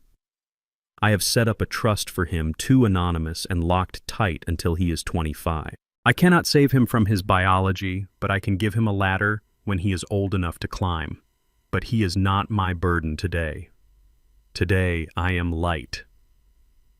I took a sip of the cheap wine. It was rough on the tongue. Grounding. I looked at the folder on the table next to me. It was the first quarterly report for the Turner Tradesman Initiative. We had 20 students enrolled, 20 kids who had been told their whole lives that they weren't smart enough for college or that they were destined for the streets. Now they were learning to weld. They were learning to wire. They were learning that their hands could build a future. I visited the trade school yesterday. I watched Tyrell, the kid I interviewed, strike an arc with a welding torch. Sparks flew like fireworks. He lifted his mask and grinned at me, sweat streaking his face. "Thanks, Mr. Zeke," he mouthed. That grin was worth every penny of the $550,000 I sold the house for. That grin was the legacy I had been searching for. It wasn't in a bloodline. It wasn't in a last name. It was in the spark of hope in a kid's eye when he realizes he has a chance. I swirled the wine in the glass. I realized that for 73 years, I had been defining myself by who I supported. I was a provider. I was a father. I was a husband. I was the guy who wrote the checks. But who was Isaiah Turner when the checkbook was closed? I am finding out. I am a man who likes cheap Merlot and expensive views. I am a man who likes to read history books until 2 in the morning. I am a man who likes to walk by the river and feed the ducks, not because I have to, but because I want to. I am free. Freedom is a scary thing. It means you have no one to blame but yourself. It means you have no one to hide behind. But it also means you belong to yourself completely. I thought about the journey that got me here, the electric bill, the insults, the eviction, the courtroom. It seemed like a lifetime ago, but it was only months. It was a fire, a wildfire that burned down the forest of lies I had been living in. And now in the ashes, something new was growing. Respect. Marcus respects me now. Not because I have money, he knows I have money, but he also knows he can't touch it.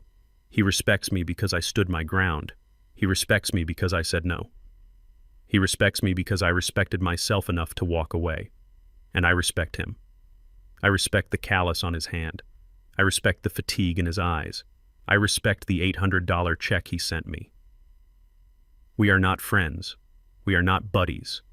We are two men figuring out how to relate to each other without the transaction. It is awkward. It is slow. But it is real.